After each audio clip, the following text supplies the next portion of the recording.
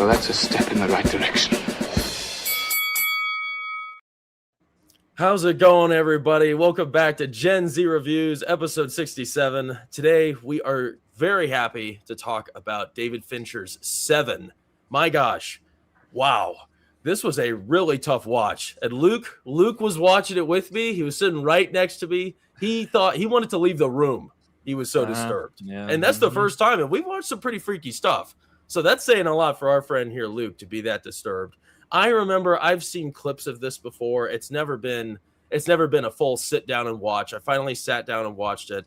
And yeah, it was much darker than I anticipated. And it's so funny, you know, it's deeply disturbing, clearly, right?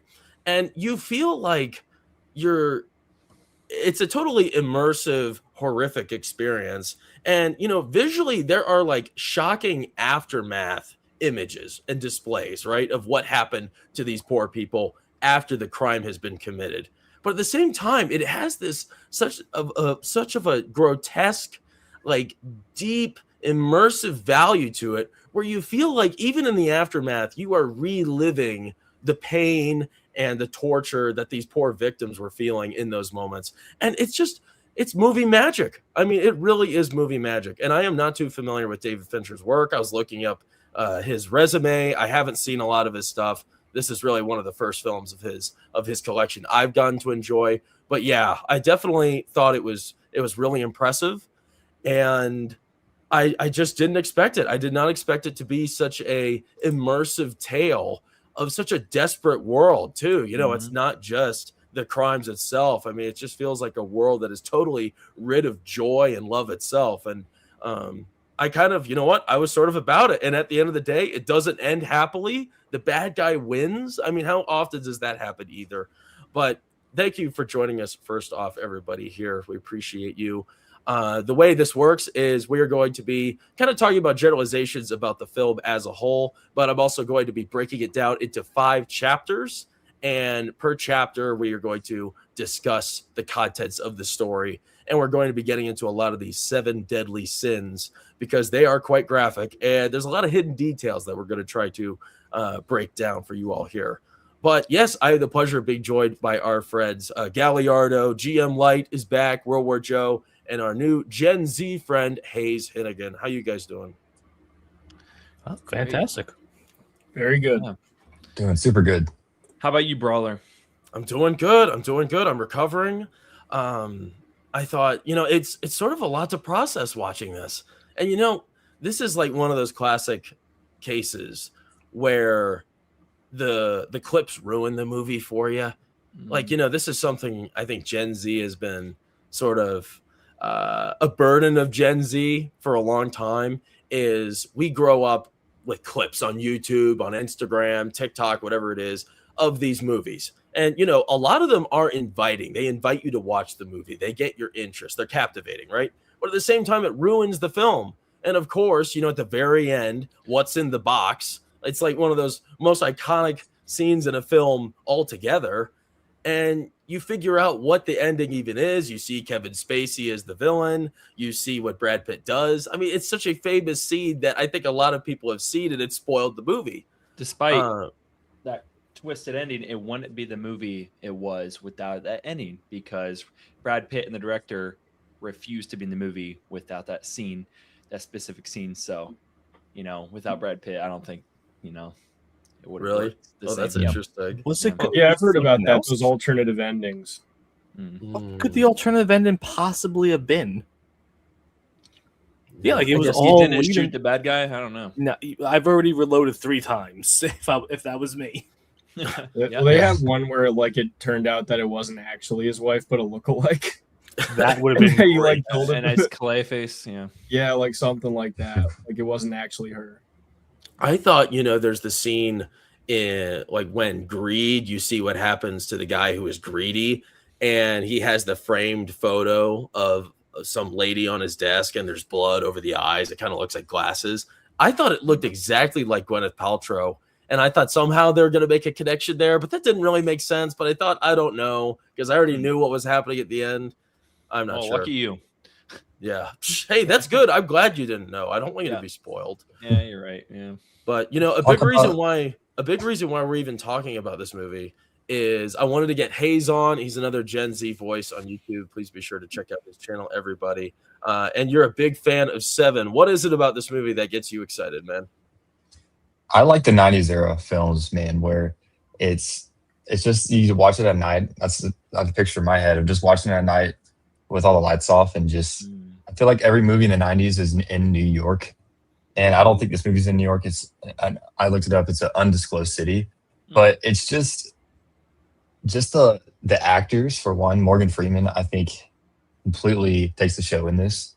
And I just love his personality. But I also just like how everyone loves a good mystery, and especially murder mystery, like what's going on. But you've never seen anything like this where it's just so over the top and psychological. And the whole time you're just thinking, wow, the killer is incredibly meticulous. He kidnapped a guy for basically 365 days straight. And so he's just so disciplined. And so the more you watch it, it's just, wow, you get more amazed by it. And it's something like I've ever seen before. And so I just wanted to talk about it. And I think it's just a really good story of, I love also like the typewriters in it, the green lamps in the library. It's just so nostalgic and inviting. I thought it'd be perfect for this. Should we reveal the killer now, or should we wait to the end? Nice. Because everybody already knows. Okay. So yes, they, of course. Purposely took Kevin Spacey's name out of the opening credits to keep the identity of the killer a secret. Oh, and then they put his name smart. twice in the end credits. So like, Yeah, it's the first name kind of right at the end. How big was Kevin Spacey at the time? I'm just curious about that because like did Usual Suspects come out yet at that point? I don't know. I think that was I feel like that was 99. What about American Beauty as well around that time? Yeah. He's really big now, but for a different reason. Oh, That's a different horror story. Yes, that's true. It's sad. You can't watch these movies he's in the same. Like Fred Claus was one of my favorites growing up, and I don't think I could watch that movie the same with Kevin Spacey. Yeah. It's a shame. Do you know who originally was supposed to be Morgan Freeman's the actor for Morgan Freeman's character? Who? Denzel Washington, and he says that is the biggest regret of his career. He turned the movie down multiple times, and he says every time I see it on TV, I just feel like I've made the biggest mistake of my life. He would be great. Oh yeah, great, I mean, not that Morgan Freeman wasn't great. I mean, I think he would be great, but only at the age he is now, because Morgan Freeman was old and wise. Probably was retiring. I wrote that exact note down too. I said if Denzel, it would have to be, maybe Denzel's Brad Pitt, if anything, because he doesn't have this old sage wisdom. Mm-hmm. Yeah, I mean, I don't see Denzel playing the same character. Like, it just doesn't really work as well. I don't know. That was around like training day and stuff. So I feel like just like an entirely different Denzel Washington. Yeah. Mm-hmm.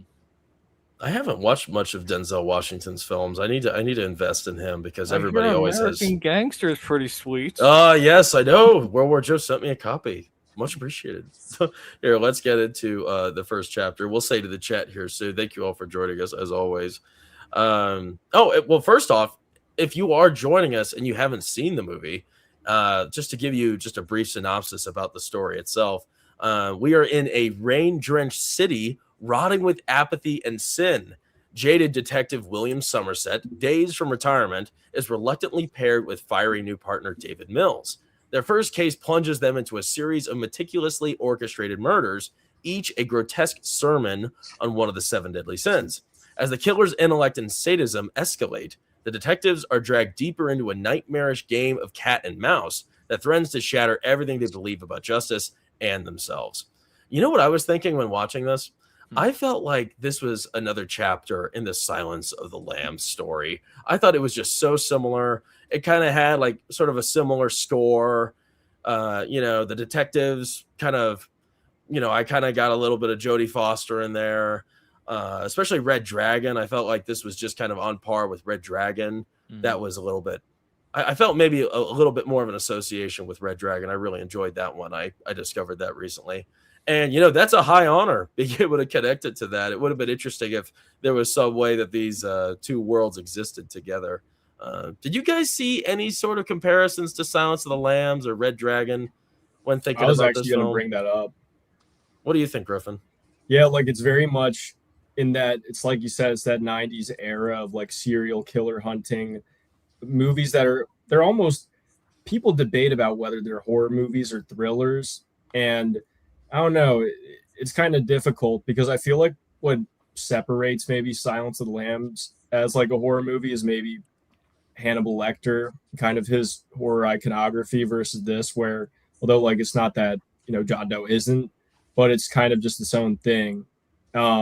It makes for a bit of a distinction, but they definitely feel like they exist and kind of cut from the same cloth, and especially they're pretty tonally similar, I feel like.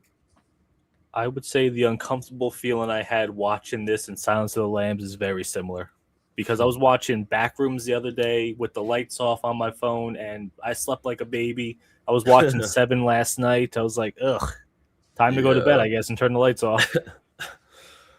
Yeah, Backrooms isn't deep like these, but Backrooms is great, right? It's just different, totally different. Yeah, I mean, thinking of this as horror, right? I mean, I think it's horrific imagery, right? Like you see these disgusting scenes. And I thought something funny about it was, I was really impressed by how immersive all of these spaces were that you entered. I mean, you were just in the slums nonstop, and you saw all of these rooms, the apartment complexes, the streets, the rainy streets, and a lot of these like decaying homes. I mean, it was disgusting. It was like, it's hard to believe people can live in this sort of manner. And I thought that, the sound of it, you heard all the curdling noises, especially in the glutton's room. You hear the flies buzzing around, and you can just, it's so immersive and visceral that you can almost smell the space, especially like the blood, which we're going to get into here shortly. Yeah, like they portray squalor like so well. It's like that's like the perfect word I feel like to describe it. Just it's so shitty, disgusting, and you really can feel like how disgusting these places are, like how horrific these crimes are. Mm-hmm. I would go a step further. I would say even just Brad Pitt's apartment when the subway passes by and the whole thing shakes. It's like, the horrific places, they look bad. But then you're looking at just, every regular, everyday place is also terrible too. You can't own a fish, in that apartment. Like, as soon as it's just going to fall over. You have to pick up your glass of whatever you're drinking every time it goes by. That's definitely facts. Every 5 minutes. You get used to it, I guess. I mean, kind of athlete. Well, here, let's go into the first chapter here then. Sorry, is this movie a psychological horror or is it just a thriller? It's what is it, like a crime thriller? It's like a crime thriller. I feel like people debate that heavily, though, and some people consider it horror. But it feels like a little too real almost to be horror. Yeah. I wasn't scared, if that's anything. Yeah. That counts. And I don't think it's trying to scare you either. Nah. So that's probably where you cut the horror out, because horror is always trying to scare you, right? I felt like Silence of the Lambs was trying to scare you. Yeah, like it's trying to disturb you, but it's like not really the same thing. No. But in this first chapter, like I said, we're introduced to a jaded detective, William Somerset, who is Morgan Freeman's character, and he is counting the days until his retirement is over. And this world, it's just perpetually raining. It's grim. It's a sick world. And he's kind of forced to partner with the young, ambitious, hot-tempered David Mills, who's Brad Pitt's character, who was newly transferred here with his wife, Tracy, played by Gwyneth Paltrow. And their first case is a grotesquely obese man who was force-fed to death. And this was supposed to be a sick example of gluttony. And unfortunately, this was not an isolated incident. Days later, they find a wealthy lawyer bled dry and forced to cut a pound of flesh, exemplifying greed. The pattern of the 7 deadly sins becomes clear, and the detectives realize they are hunting a killer who treats murder as moral instruction. What do you think stands out to you right here in the beginning of contrast between these two characters? Like, what do you guys feel is so different about these two? Literally everything, every possible thing, their approach to it, their way of life, their relationships, just it's a perfect yin and yang, and this is what used to be a lot of movies, like with like Rush Hour and Lethal Weapon, and the chat could probably name 1,000 more. Like this used to be all that we used to get. It's just a dichotomy of two different mentalities coming together to solve a crime or beat some kind of big bad, and as usual, it works out perfectly. Yeah, Morgan Freeman is like almost cursed with the knowledge he has. So anything grotesque or grim or everything he has to go through as a detective, homicide detective, he's used to it. But Brad Pitt he's only been doing it for like 5 years, right? And he's very naive, and he's trying to like crack jokes in the beginning, but Morgan Freeman like shuts it down and kind of like sets the mood for the whole scene and keeps it serious. And I enjoyed Morgan Freeman's part in that because it just the film remained dark and serious for me, and enjoyed that. You have any thought, Hayes? Yeah, I think right off the bat, Brad Pitt makes a joke about, not a joke, but he's saying, well, this is a homicide. Looks like we got one on our hands. And so he's really excited to get into this whole case. Whereas you can see the reserve and restraint from Morgan Freeman's character, not wanting, he respects what a homicide really is. And so I think it's just the naive beginner versus the old veteran for sure. And you really never see Brad Pitt's character stray away from that. There's only one part in the movie where I feel like he sort of lets his guard down, and you see that dichotomy the whole entire time. That's a good point. Yeah, he doesn't. That character doesn't change despite all of these horrors he's seeing. And there's no way. I don't think he's seen anything like this either. I mean, his involvement with this mission was, in jeopardy because Morgan Freeman didn't think he was up for it, and he was right at the end of the day. He was able to tag along until the end, but who knows how anybody would deal with that sort of situation once we get to that at the very end of the stream, of course. But yeah, I think you guys pretty much covered it there. I thought something that was kind of interesting right off the bat, it sort of caught my attention with Morgan Freeman's character. He's looking at another like the very first homicide in the story. It's unrelated to the serial killer, and I think it's like a little girl's mom died, and there was this douchebag detective there, and there was Morgan Freeman, and he asked if the daughter saw her, and the douchebag was, oh, who gives a shit? Who cares if she saw her? And you just see that he's different. You know what I mean? He's compassionate. He has a soul, even in a small fashion like that. And who knows if we're supposed to, determine if that douchebag detective is like the majority, but you get a sense that he is a compassionate person from the start. And, you get quite a few moments where you see that he's different than everybody else. So yeah, pretty interesting. Once we get to see this scene of gluttony, it is absolutely horrifying. Of course, it's, what? I'm happy and sad I can't show images because YouTube would not like those images. And I don't think I could literally display them. I mean, they are really gross. So they are kind of muddied here. This isn't as graphic, but I also don't want to look at them anymore. But you guys remember, if you've seen the movie, these scenes. So just try to picture in your head and fill in the blanks. It's still fresh. But it's definitely fresh for us. That's for sure. Yeah. I have a lot of respect for these people, man. They're just walking on this stuff all the time. Gosh. Like, I know this is definitely an abnormal case, but just to walk in on any homicide anyways would be incredibly tough.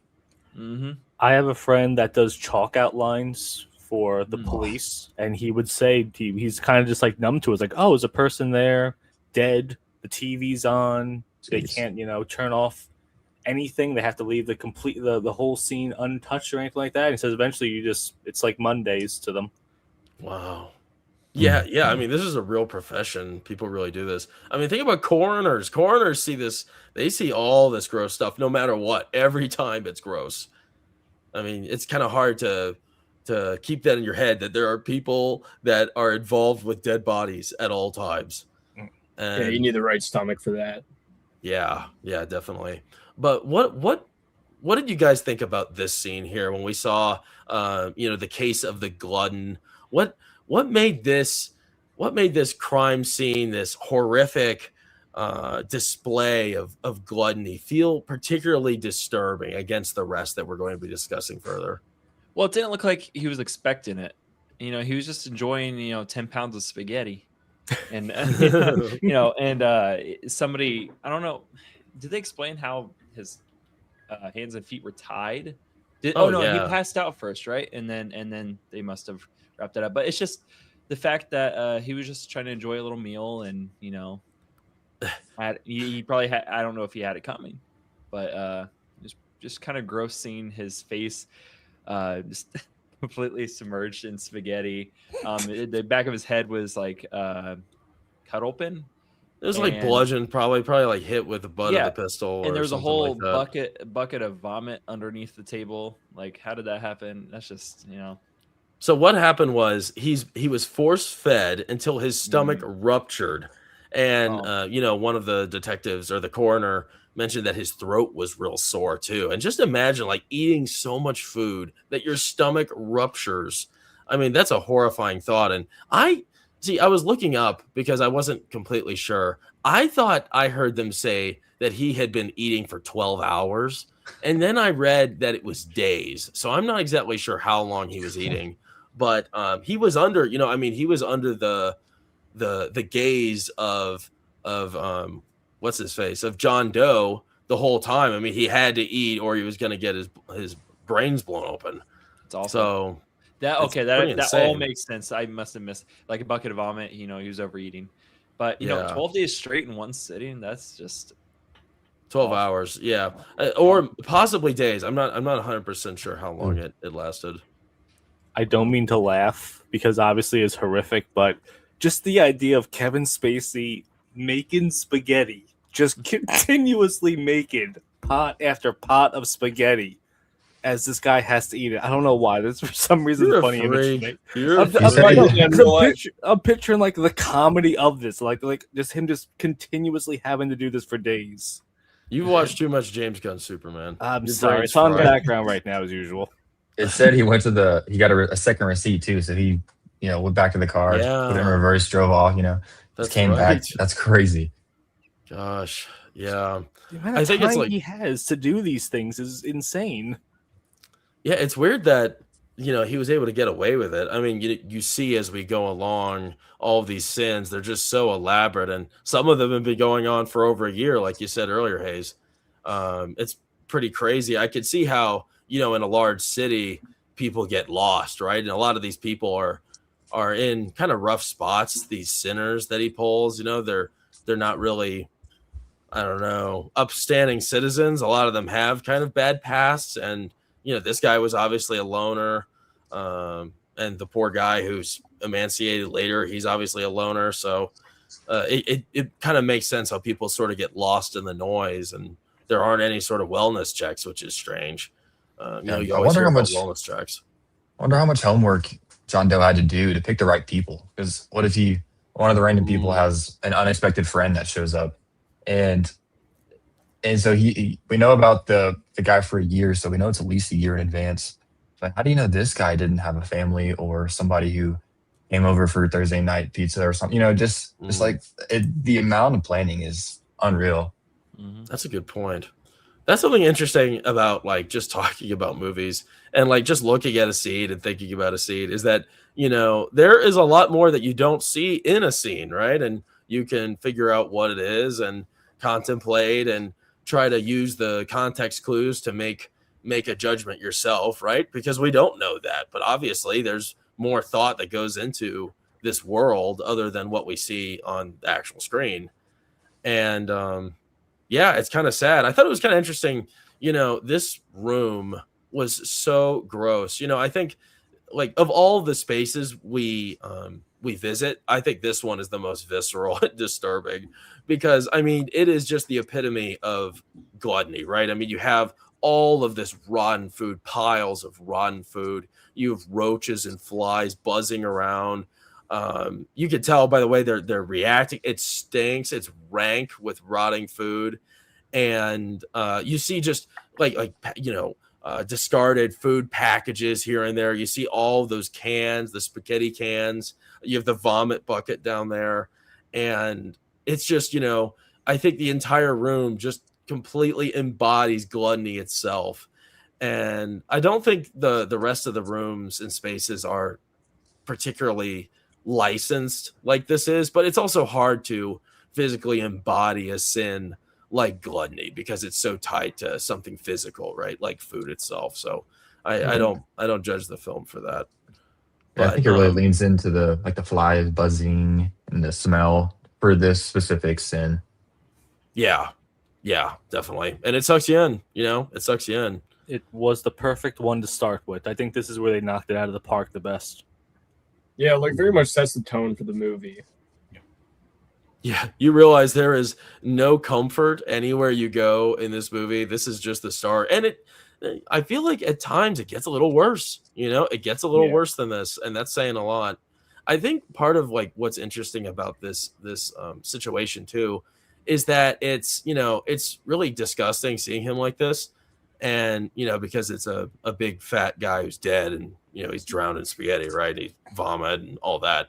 But there's another part where you see him at the corner, and you see his naked body, and that's also really gross, totally gross for a different way. But at the same time, you look at him that way, and it's more sad for some reason. I don't know what it is. To me, I was looking at that, and I thought I was more sad about this guy because this is a real dude, this is a real person, and I think because we don't get to spend any time seeing these people as people, it sort of takes away it takes away just a little bit of the value of this being an actual person instead of just being a corpse, right? So I think that would have been interesting if we got to learn a little bit more about these characters before we saw them as just dead bodies. But at the same time, that's a lot of time you'd have to be wasting.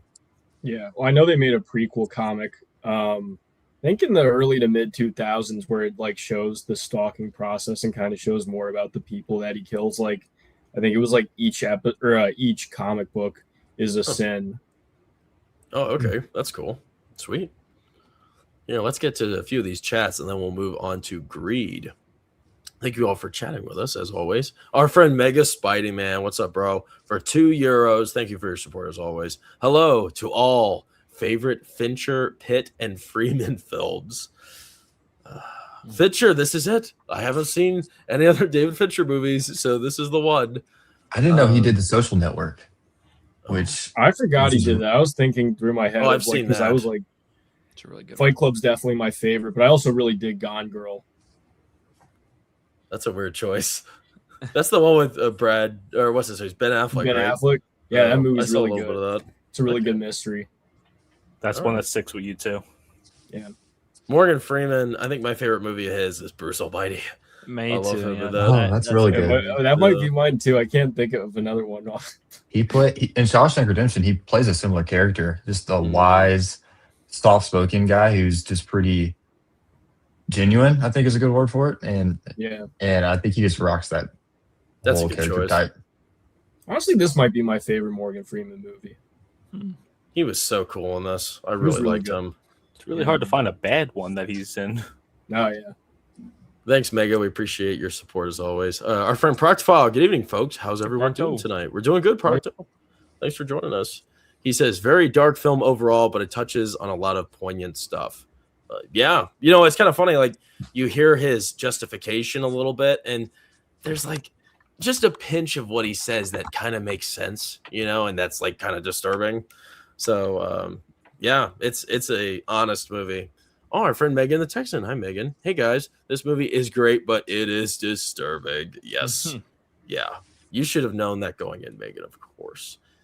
Parked file. We really got to try to separate the art from the artist when it comes to Kevin Spacey. I hate how good he is at what he does. Yeah, that's true. About him.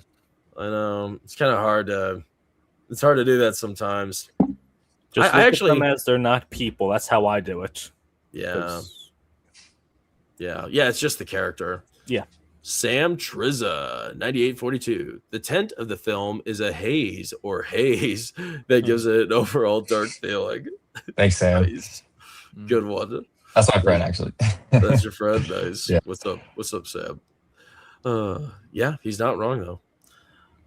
Let's see here. Okay, let's see. Oh yeah, well, you know, our friend Ty was watching it with us, and he kept making a correlation to the Saw movies. I haven't seen the Saw movies, so I have no interest in seeing them. I thought it reminded me of the Robert Pattinson's Batman Riddler. Jigsaw. No, yeah, Riddler. Yeah. Oh yeah, he gave me that vibe big time. Dude, I think John Doe could put Jigsaw on a test. I think he could outsmart him. John Doe he's the top dog to me. Yeah, I think that's fair. Cool, great. Well, here, let's go on to the next deadly sin. This one is kind of glossed over. They don't really go into this one in too much detail, and that is greed, of course. I kind of, it would have been kind of more interesting to learn more about this case, but at the same time, you know, they can't dedicate a lot of time to each one of these cases. So I was satisfied with what they did with the rest of them, but I wouldn't have minded seeing just a little bit more about this story. But nevertheless, even though it's not much to be seen, it's still like visually horrifying. And I feel like this one shows a lot of like imagery and symbolism kind of relating to justice and like, you know, the law, lawyers. What do you guys take away from this this scene displaying greed and its evils? I would say I agree with you that we really didn't touch on the rest of them as much as we should have. But at the same time, this movie's only 2 hours long. It's really not long enough to really dive into each one. But it just, I feel like some of them got really glossed over. And I would say greed is certainly one of them. Yeah. I think, like, you know, there was a big part of it where, you know, he had to cut a part of himself out to equal a pound of flesh. Right. And what that symbolizes, I think it's like that symbolizes sort of it's like precise justice. You know, there's like a certain amount of, you know, you give a pound of flesh to, you know, resolve an issue. You know, I think it's sort of like a phrase, right? To give a pound of flesh. I've heard that before. And I guess they're sort of showing a little bit there in that instance. You know, I think a lot of it, sort of the bleeding the lawyer, you know, lawyers bleed people dry because of how much money they take from people. I think there's supposed to be that sort of, well, that's connection. The thing. I worked for and with them. And, you know, like you see, it's very common. And this is like obviously a reputation that lawyers get. I mean, the overbilling and, you know, a lot of people, they're at the lowest point of their life. And it's also, too, in some points, like, I mean, I've seen some, like, scumbag lawyers where there's no low that they won't stoop to in order to win and make money. Yeah.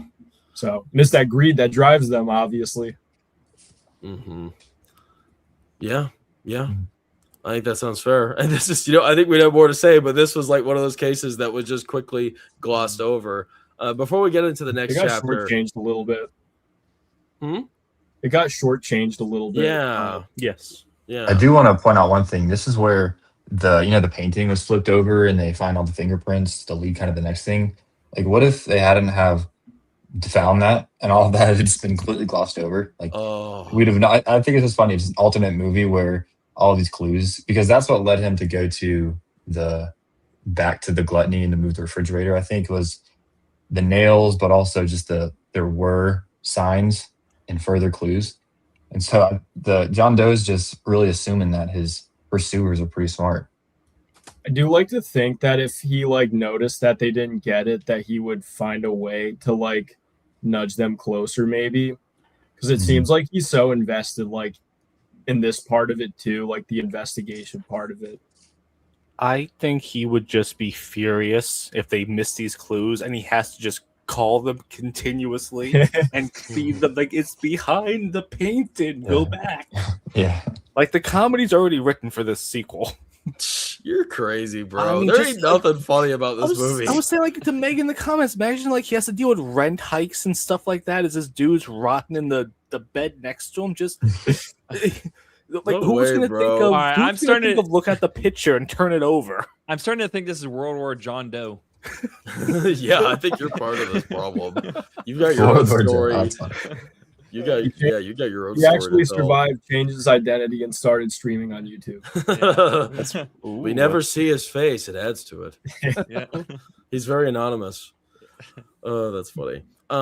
Just overall, like considering this world that we're in, I think, it's constantly raining. I think that's sort of a signature of this movie is that, the city's always, dread by rain, and it just seems very bleak. How would you guys describe this world? What's up with people? What's up with this situation? What is this world that we are living in here in this film? Because it feels different than where we are in present time. Well, they like to show like the the dark side of reality in some cities, like the poverty and the crime rate, and how dark it really really is in a lot of areas, like big cities like Chicago, New York. I mean, we all have all those areas, like the poorer neighborhoods and everything. And this happens to be the setting. And it's, I'm sure there are, people equivalent to this guy, out there, not every city, but it just, and I loved how it was raining the whole time, It feels like it's very much like on purpose and by design. Oh, yeah. Yeah. Well, yeah, I think that's fair. You just said it yourself, thinking about it's like real life, something that we unfortunately there's nothing that could be done about it, is that there could be crazy, awful people like Kevin Spacey's character in this just walking around. You wouldn't even know, you get lost in a big city. And you know what? You said Chicago. I think this is Chicago. I don't exactly. That's what I was going to say. That is what reminds me the most. This was in New York City? It's not named. It's not a specific one. There's multiple clues. At the end, there's a sign that says 8 million population, which is New York. But then they drive to the mountains, which is like outside Los Angeles. And so I looked it up. There on the back of John Doe's prison jumpsuit, it says the county on it. And I looked it up. It's a fictional county.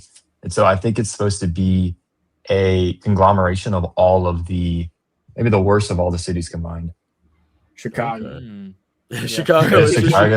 Yeah. That's good. I think that's something that's also sort of sad about this world here is, apathy is through the roof. Nobody really, everyone's just living their own lives. They're not really concerned by, their fellow neighbor. Nobody's checking on each other. That's kind of where we are now. Everybody's just kind of so immersed in what's going on in their own life. Like one of them was talking about, I think Morgan Freeman, maybe he's the one that said, like, if a girl is getting abused or something in public, she shouldn't even, call for help. She should say a fire. Then people would actually react. Mm-hmm. And, the sad part is, like, this real world walking around, there's so many, drug addicts wandering around, and they're shouting and they're screaming all the time. You don't really know what to perceive as like an actual emergency or just crazy people shouting, right? I mean, we're not that far off. It's sad. I mean, if that one word's being shouted, everyone's just going to want to get away from it. But if fire shouted, it's going to harm those people. So, there's selfishness. Yeah, definitely. The movie does really emphasize like how cynical things are. Like it feels like it takes place in a very cynical world, especially too, like you were talking about with the set design, the rain, everyone's apartment is crappy. Everything is so grimy. Like everyone's an asshole, it seems like in the movie. Just it feels like a very cynical and very bleak world. Well, that's something that I think kind of stands out about Gwyneth Paltrow's character, Brad Pitt's wife, it's his wife. I guess we could get into this now. What do you think her role was in this movie? Like, what was her point in being there? Because we really don't spend very much time with her. And she doesn't particularly do anything physically important in the story, yet I think she has a very important role overall. What do you think that is? I think she's a very great much. contrast. Yeah, because she actually feels like the one person in the movie who isn't exactly what I described, and I feel like it makes too what happens to her all the more awful, and it very much is a character that grounds Brad Pitt, even Morgan Freeman's character, and it just feels like that loss at the end is just makes it all the more harsh and pretty disturbing. Yeah. I think she unintentionally gave Morgan Freeman a more emotional connection to Brad Pitt so they can work together in a more, productive fashion. That's the only That's a good point. That's the only relevance of her character to me, other than being weird. Yeah, that's like the only thing she actually like did to like help. She gave me a very, you too, very weird seductive vibe to her. I so many times I thought she was trying to hook up with Morgan Freeman. Did you guys see that? Yes, I did, because I'm watching last night. She's like, why are you calling him? She's like biting her lip and everything. It's I was, what are you doing now? That was super weird. What are you doing tonight? Like, wants a bite of dark chocolate, I see.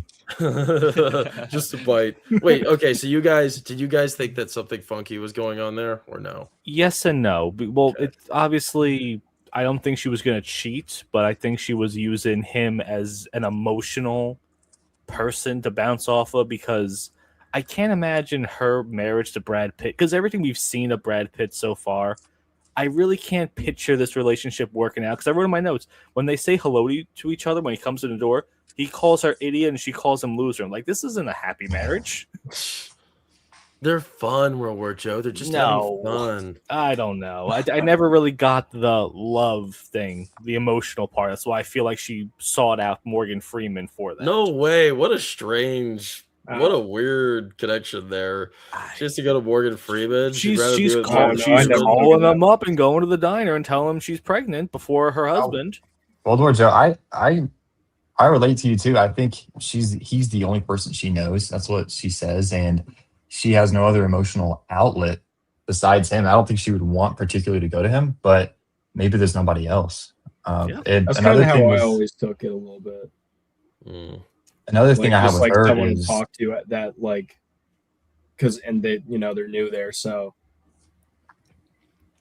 I think it makes the world even more darker. This city is, the whole entire world is just taking life. Every single day is a new death, and she is the only person who is bringing life. She's pregnant, and she's pretty much the opposite. And then tragically, she gets killed. And so I think it just underscores even more that this world maybe isn't, this city or this reality isn't redeemable in this case of this story.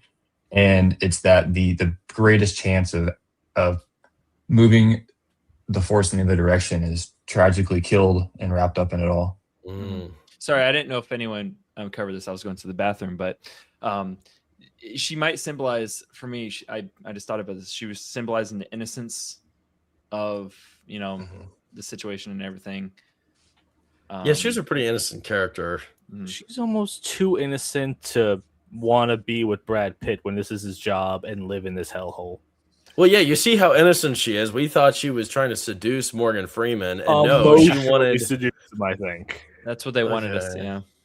Well, it was a very strange moment. Yeah, and then obviously when they're at the diner, there was no weird intention there, but over the phone, it sounded freaky. And maybe we're supposed to insinuate that. Maybe we're supposed to see that and note her innocence because of that strange situation. Yeah. I thought, something also about her character that made her death like particularly tragic too is, she is really she's the only loved one in the movie. You know what I mean? Like Brad Pitt cares about her. That's his only family. Morgan Freeman has no family. He's isolated. He's alone. So it's really just her. And she's also the only sort of positive influence in the movie altogether, right? For Morgan Freeman and for Brad Pitt. Nobody else is that. Yeah, that's what I was saying. That's why the harsh contrast of what happens to her makes so much more disturbing. She's it feels like she's not part of this world that Morgan Freeman and Brad Pitt occupy. Like they're very much. It feels like she's supposed to be kept separate from that, but the fact that she gets pulled into it just makes it all the more disturbing. Yeah, I think the detective chief guy is pretty neutral. He's like not too bad, not too good. Yeah, so he's like the one guy who's like lukewarm. something that surprised me, you guys probably noticed, the police captain, the police chief is R. Lee Ermey, and that is Gunnery Sergeant Hartman from Full Metal Jacket. It's crazy. I love that guy. Oh, yes, we love him. I know, that's weird, isn't it? Like you sort of hear it in his voice, you see it in his face, but it's hard to connect those two, you know? What the fuck is that? Yeah. He had some incredible, like, under the radar, really quick lines in it. Like, he's sitting at the desk, and the phone rings, and he yells, he goes, "This isn't even my desk," and he hangs up the phone. It's like, why? He's very weirdly just funny. Yeah. Definitely.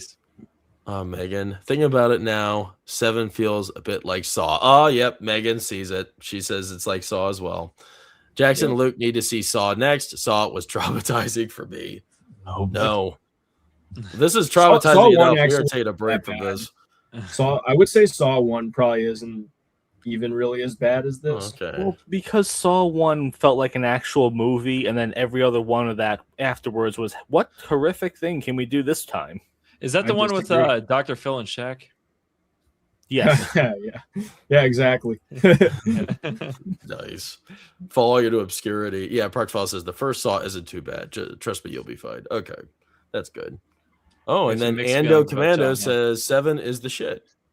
Nice. Let's go. Oh, and he also says Saw sucks. Nice. And our friend Rachel's here. Hi, Rachel. Hey, Rachel. Good to see you. Thanks for becoming a member, Rachel. That was very nice. That came out of nowhere. Thank you very much. Well, let's move on to the second chapter, everybody.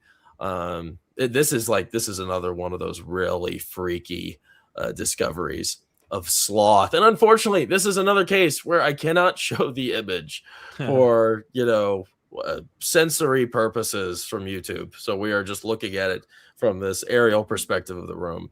But in this chapter, the investigation intensifies when the detectives discover an emaciated man who has been kept alive and tortured for an entire year, exemplifying sloth. I guess sloth being lazy because he's been laying around. Pretty cruel.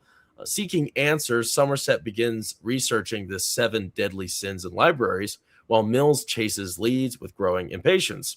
Tension rises between the partners as the body count grows, and the city's apathy seems to mock their efforts. How did you guys feel that the discovery of the sloth victim changed the tone of the investigation going forward?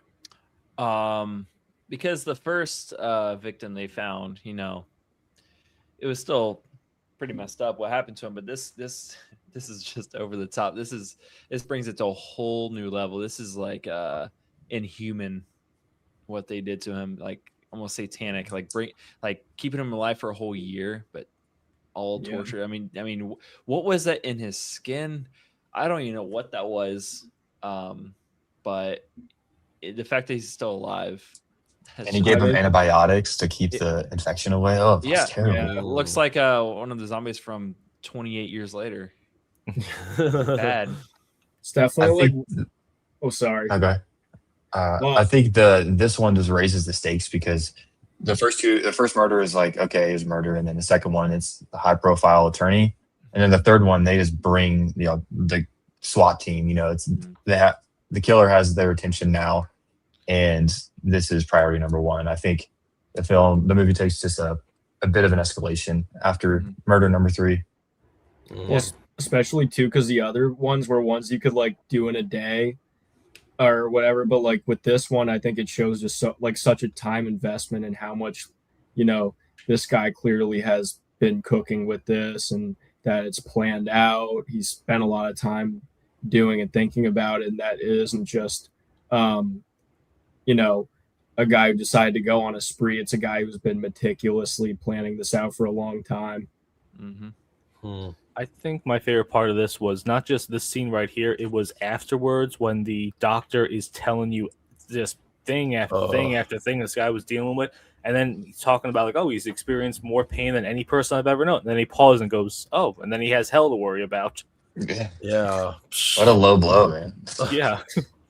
It's like, of all the times when a doctor probably like shouldn't operate on someone, I feel like they should just let this guy go. You know, it's like he said his brain was mush. Like, well, I don't get the value.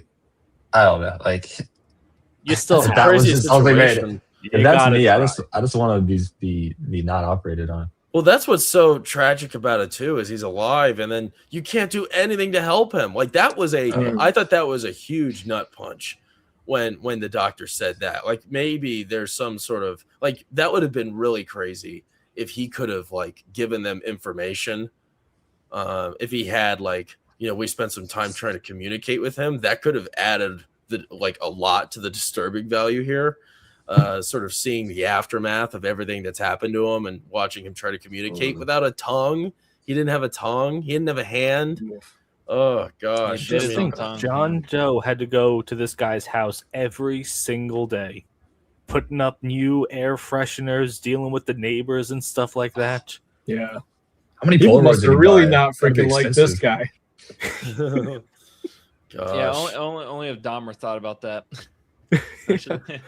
And you know, the other thing is like, you know, this was sort of I believe this was the first instance where we got to see, you know, what this guy looked like before, and because we saw a picture of him, they were like going off that picture, and you see he's just some normal dude, looks like a nice guy, nothing wrong with him, and then you see everything that's happened to him and what he's become, which is this puddle of a person. It's kind of like Chernobyl a little bit, if you've seen Chernobyl, with what happened to the people who the get guy irradiated and get nuclear poisoning.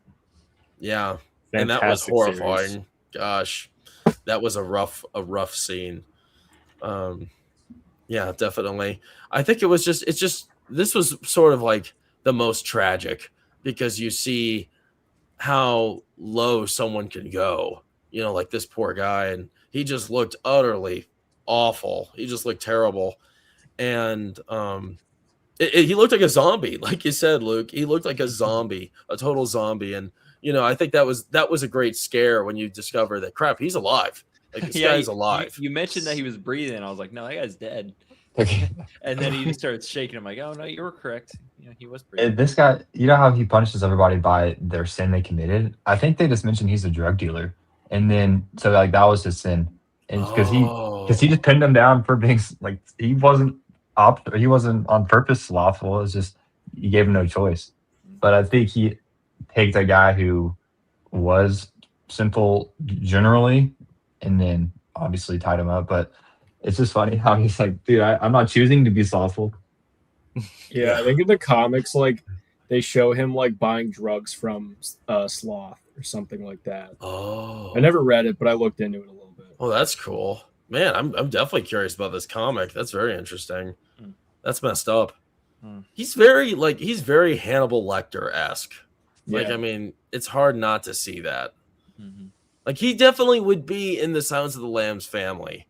Yeah, like just that like universe, like the Tooth Fairy and Hannibal, and you know, Tooth like Fairy? Buffalo Bill. Like it feels like it's the guy Not from the Red Rock Dragon, one. right? Oh, is that the name? I can't remember. Maybe it's the Tooth Fairy. Ralph Fiennes. Yeah, I think that's Okay. his name in the movie. Okay. Well, All right. I think the difference between Hannibal Lecter and John Doe is that I don't know. Hannibal Lecter gives you like that. Lecter. Sorry, I've seen him once, right? Oh. Hannibal Lecter. Sorry. He has that more. I can't think of the word, more professional vibe to him. Like seems like a nice guy. You know, he's a very smart guy too. This guy seems more. John Doe seems much more criminally insane, and he's more charismatic. More like the Saul or the Riddler. So Lecter, you know, until he gets his mouth on you, he just seems a lot more sane. Yeah. Yes, and Lecter, at the end of it, he wasn't looking to get arrested or killed. John Doe went out there with the mission that I'm going to die at the end. That's true. Yeah, that was the final piece of the puzzle. like going back to Brad Pitt and Morgan Freeman's characters, they both are working together on these cases, and they're kind of newly acquainted, like you said, Luke. It was Gwyneth Paltrow who sort of threw them in together, made them friends, and a good thing she did, because I think that was a big reason why Morgan Freeman really got more involved in this case altogether. And without him, it probably wouldn't have been solved. So very interesting situation. Everybody kind of plays an important role in this. But how would you contrast Somerset's discovery process with Mills? How do they do their investigating differently? I'd say that Morgan Freeman, like I said earlier, he has much more knowledge and he knows how to go into, further into depth with all the cases. Whereas Brad Pitt, he likes to jump the gun and try to cover things up quicker and jump straight to the point. Yeah, it's like that impulsivity versus like a more kind of reserved and like collected cop. I think the best scene is when they had the door and Morgan Freeman's telling him, "Hey, we can't go through this door. We need a reason." Brad's like, "I'm just gonna kick the door." And he's like, "No, but we need a reason." So probable cause. But Brad Pitt, he was clever. He covered his tracks because he paid that homeless lady to make up a story. Yeah, like that's the thing. He's not like by the book. I think sorry guys, I gotta jump off, but it was great talking to y'all. Oh, okay. Hey, good having you on, Griffin. Thanks so much for joining us. Yeah, we'll see you later, man. Later. See you around, everybody. Yeah. Good seeing you, buddy. I think saying, Hayes? As in a rush and outlandish he is kind to people. The wife of the murdered attorney, he was very understanding with her. He put the sticky notes over the body and was saying, like, I know this is hard, take your time. And then even at the scenes, he takes a slow and methodical approach to like not destroying evidence. So he's professional. And so when he's in the room, he has a good disposition. But then when he's trying to figure something out, I think he gets pretty reckless. Yeah, that's a good note of compassion from Morgan Freeman putting those little sticky notes over the body. I think they're both compassionate. Where he just has a problem with being too impulsive and led by emotion, but he does have a loving heart. And he also Somerset, which is, he doesn't look like a Somerset at all. Morgan Freeman, like Somerset, I just don't see Somerset. That does not look like that would ever be his name in any capacity. But that's him, his character. So if you hear that name, that's Morgan Freeman we're talking about. He's also got all of these like deep leads. He's been doing this such a long time, and he's older. You have to factor in how old he is.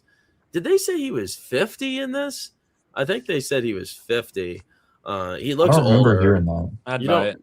Maybe I'm mixing that up with another movie I saw recently, but he's definitely on the older, and he's got to be older than that because he's retiring, right? So I don't know. He's definitely older, so he's a lot more slow. He's methodical. He's not really able to race and be sort of that action oriented, aggressive, hunter like Mills is. Brad Pitt's character. He thinks he. What is it? What do they say? Work smarter, not harder. That's sort of his situation. And it works out for him. He figures a lot of things out. And, he has that funny lead where with the FBI, and they're able to track down John Doe. And I can't believe it actually worked. It's going to be, I couldn't believe it actually worked. And if it wasn't for that lead, if it wasn't for his, his prowess and his engagement as a detective, making all these connections with different agents and other bodies of interest in criminal law, then he wouldn't be able to do that. And that wasn't something that Brad Pitt had access to. But at the same time, Brad Pitt also, he had connections himself, right? I mean, we only saw one instance of that where he was in his car and another police officer came up to his door when it was raining outside, and he gave him those books, right? I mean, that was sort of the one time we see he has a connection. But, you know, at the end of the day, it's just two totally different styles, you know, meshing against each other. What were the books? They were the Canterbury Tales and stuff like that, but it was like the cheap versions of it where it's like the explanations. It wasn't the actual books, right? Because those are bigger books, I thought. So I thought maybe like he got the ones from Barnes and Nobles as like, hey, this book, but summarized. I think you're right. Yeah, because they were all the exact same. It was like the Dummies series book. Oh, so I kind of got that vibe. Like, yeah, Morgan Freeman sitting in a chair reading book after book after book, but Brad Pitt's getting the abridged version of it. Yeah, that's one thing. I was just like, man, Somerset's not reading all these books in like a night. Yeah, you see Morgan Freeman. You know, he has that persistence. Yeah, just sitting in the library there, doing it the old-fashioned way. It's so funny, you know, back then, you know, 95. That's how they tracked people. You know, they go to the library card to track people, and they're renting records. Like now, that probably wouldn't be in anybody's thoughts now. You know, it's a totally different world since 95. It's so funny, you know, watching these older movies. I am so comfortable and used to watching these older movies that it feels like they're not that old. But, you know, thinking about it, 95, right? That's, what is that, 30 years old? 31 years? That's a long time. That's crazy. Yeah. I mean, that's a whole other, that's a lifetime away, 31. You know, we're in our early 20s, a lot of us. So. I'm 36. I feel terrible now. Oh, you're not that bad. Thanks. How old are you, Hayes? 25. Oh, you're 25. Okay, so Gen Z goes up to 25? Or is it I think higher? I think it goes up to, I understand it to be 95 to 2015. Okay. Oh, okay. Great. All right. Well, that's everyone's older than I thought. Definition of generation is kind of subjective. Okay. Interesting. Yeah. Yeah, I know. I'm 24. I think Luke is. How old are you, Luke? 24, 25 coming up soon. So gotta do bigger stuff in the future. Drive buses and whatnot. Ooh, nice. Yeah, I know. That's their these guys age for that. They've been making movies, these two, for 31. That's crazy because I feel like Morgan Freeman, he's not young in this movie. You know, how old is he now? I think he said 80, 89. Like that's what I read earlier. Let me check again. Morgan Freeman. I bet everybody looks up Morgan Freeman age. 89 years old. Born June 1st, 1937. That's crazy. 1937? 37. As far as I'm concerned, this is what he looked like when he was a baby. He wasn't a baby. He was like born this forever. 50. Yeah. FDR was president when he was born. Wow. It's crazy. Yeah, he's lived it. And yeah, he's always looked old. He's just looked old in everything he's done. Have I ever seen a young Morgan Freeman? I don't think so. I can't think of anything. I'd have to look at his like Proctor said, he started acting when he was 50. Oh, really? Oh, okay. Well, that explains it. Oh, okay. Well, there you go. Yeah, Morgan Freeman was in his 50s when he first started acting. That's why you can't recognize him. Wow, he's just in limbo, old man limbo. Oh, that's funny. Wow. Nice. When you look at these two characters, before we move on to the third chapter and get to a few more of these chats, how would you define Somerset and Mills' vulnerabilities? Like, what are their weaknesses as characters? Mills' weakness is his wife. That's why he didn't want anyone to, figure out. I guess Morgan Freeman is the only character that met her. But as they dug further and further into this case, Mills became slowly more vulnerable because it was getting more personable. Yeah. And he did indeed figure out, his family life, which is that's true. Yeah. What do you guys think?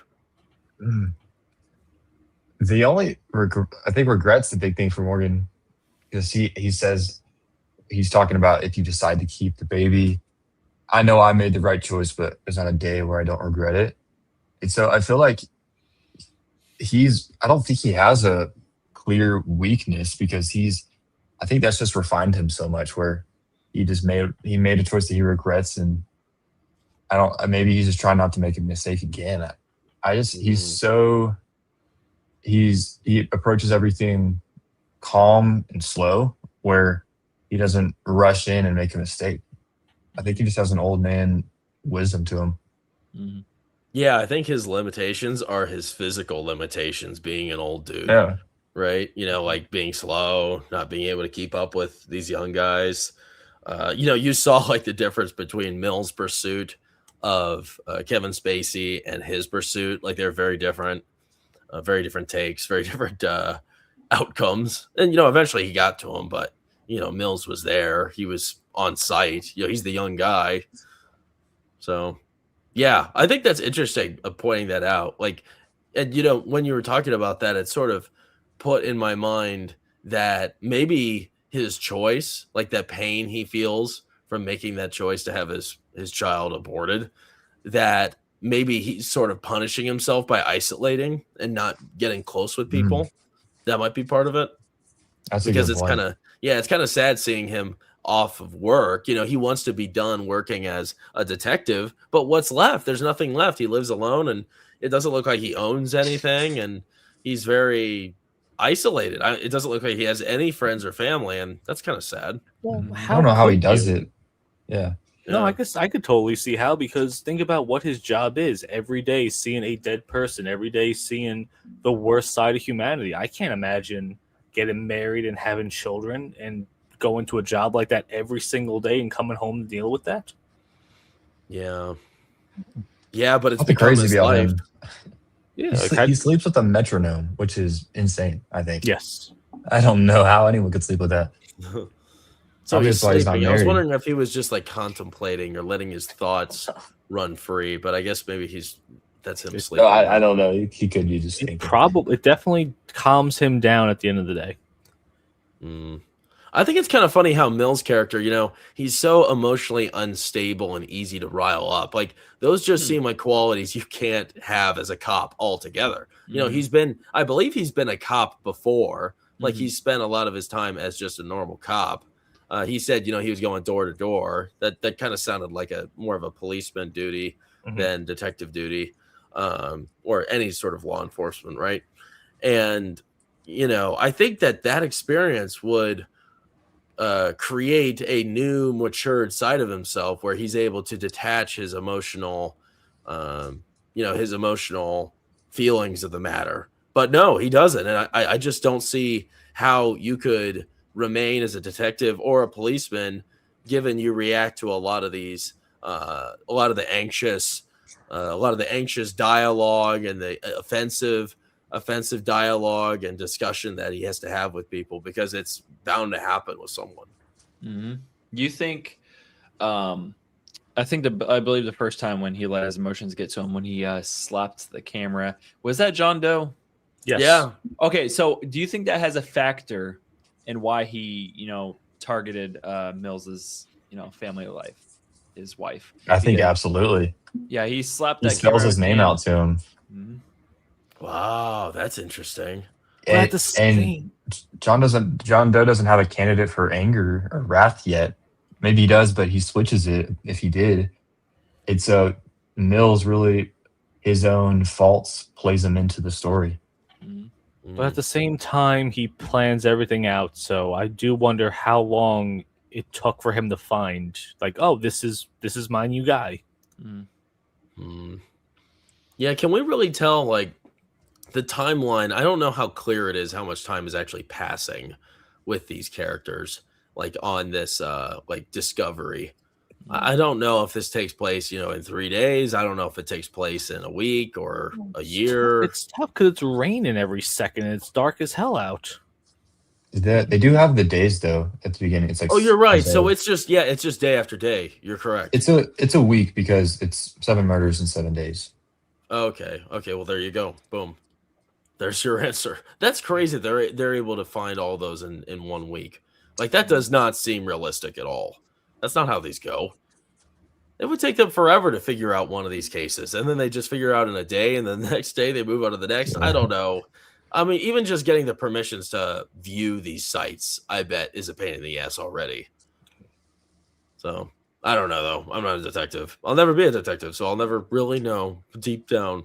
Of course not. It sounds like a terrible job. No, yeah, no thanks. Let's see what everybody says here in the chat real quick before we move on to the next chapter. Oh gosh.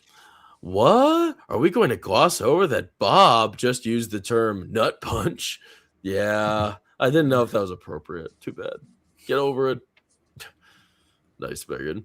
Parked file. The sloth victim really emphasizes the sheer dedication and resources that John Doe is willing to put into his work.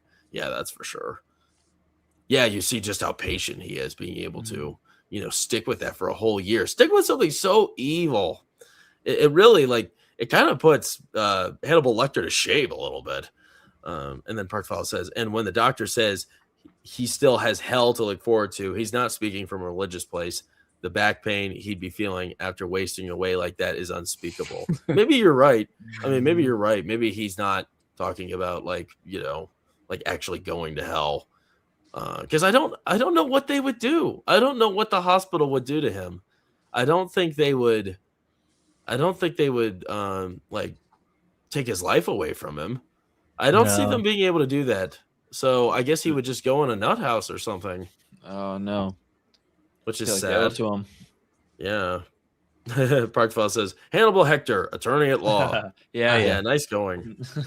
So right. Oh, and everyone's wishing Griffin a good night. He has a job interview or something, and they were calling him late. It was something, or it was like a work-related call. So, yeah, my bad.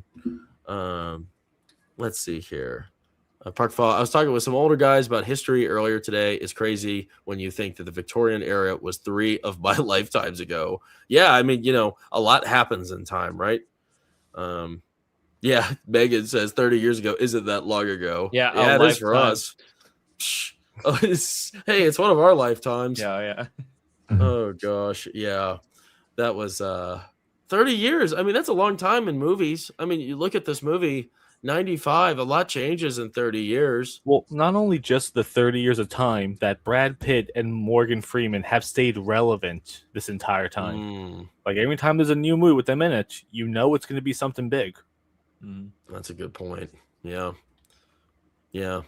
Every time you see Brad Pitt in anything now, I mean, it's a green flag. It's usually, and Morgan Freeman. I don't see Morgan Freeman in a movie and think, oh crap, this is gonna suck. That's never been the case. They're sort of staples of quality. Well, there used to be a time where an actor's name had weight to it. Now it could be they cast anyone and no one really cares. No one's seen it for the actor these days. No, it's a shame. Yeah. Oh, for context, Parkfile was in his 30s. Cool. Nice. So you were around when this came out. But moving on to the third chapter here. A prostitute is murdered in a shocking encounter forced upon her client, embodying the sin of lust. Soon after, the detectives find a beautiful woman whose face has been disfigured and who is given a terrible choice. Call for help and live scarred or die. She chooses death, a stark expression of pride.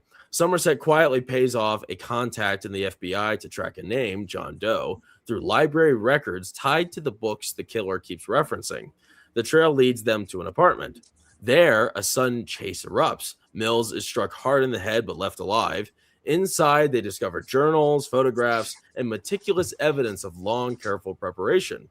The killer is no longer a distant idea. He is a living presence who has been watching them all along. So quite a bit happens in this chapter here, especially the chase scene. That's a pretty exciting moment. A little bit more action heavy. It's not so dramatic. Why do you guys think that John Doe didn't anticipate the detective's arrival at his apartment? Why didn't he factor that in? I was surprised by that. He planned everything out, and then this I almost don't even believe that they caught him by surprise. Just everything that we know about him, and every plan in detail. It's like I don't think he slipped up. I think he wanted them to be in that apartment. Well, he was a little too late or early because he showed up while they were still trying to get inside. I don't think he was expecting that part. I think he was expecting them to be there and to kind of trap them in, but he showed up in the hallway as they were in there. I didn't think anything of it, for a second. I just thought it was just a random dude, but then once he pulled out his gun, I was like, oh, okay, that's the killer. There he is. So what if it was just an instance of the two detectives just being maybe one step ahead of him for once and doing good detective work? It gives them some credibility that they're not just really bad at their job. But I think John Doe, he quickly gets back ahead of it. Oh, and really quick, that whole chase scene reminded me of the Winter Soldier chase from Winter Soldier when Cap was jumping through windows, as Brad Pitt was also, and then I thought you'd appreciate that one, okay? That's a stretch. No, because it just gave me that vibe. I don't know. It's pretty neat.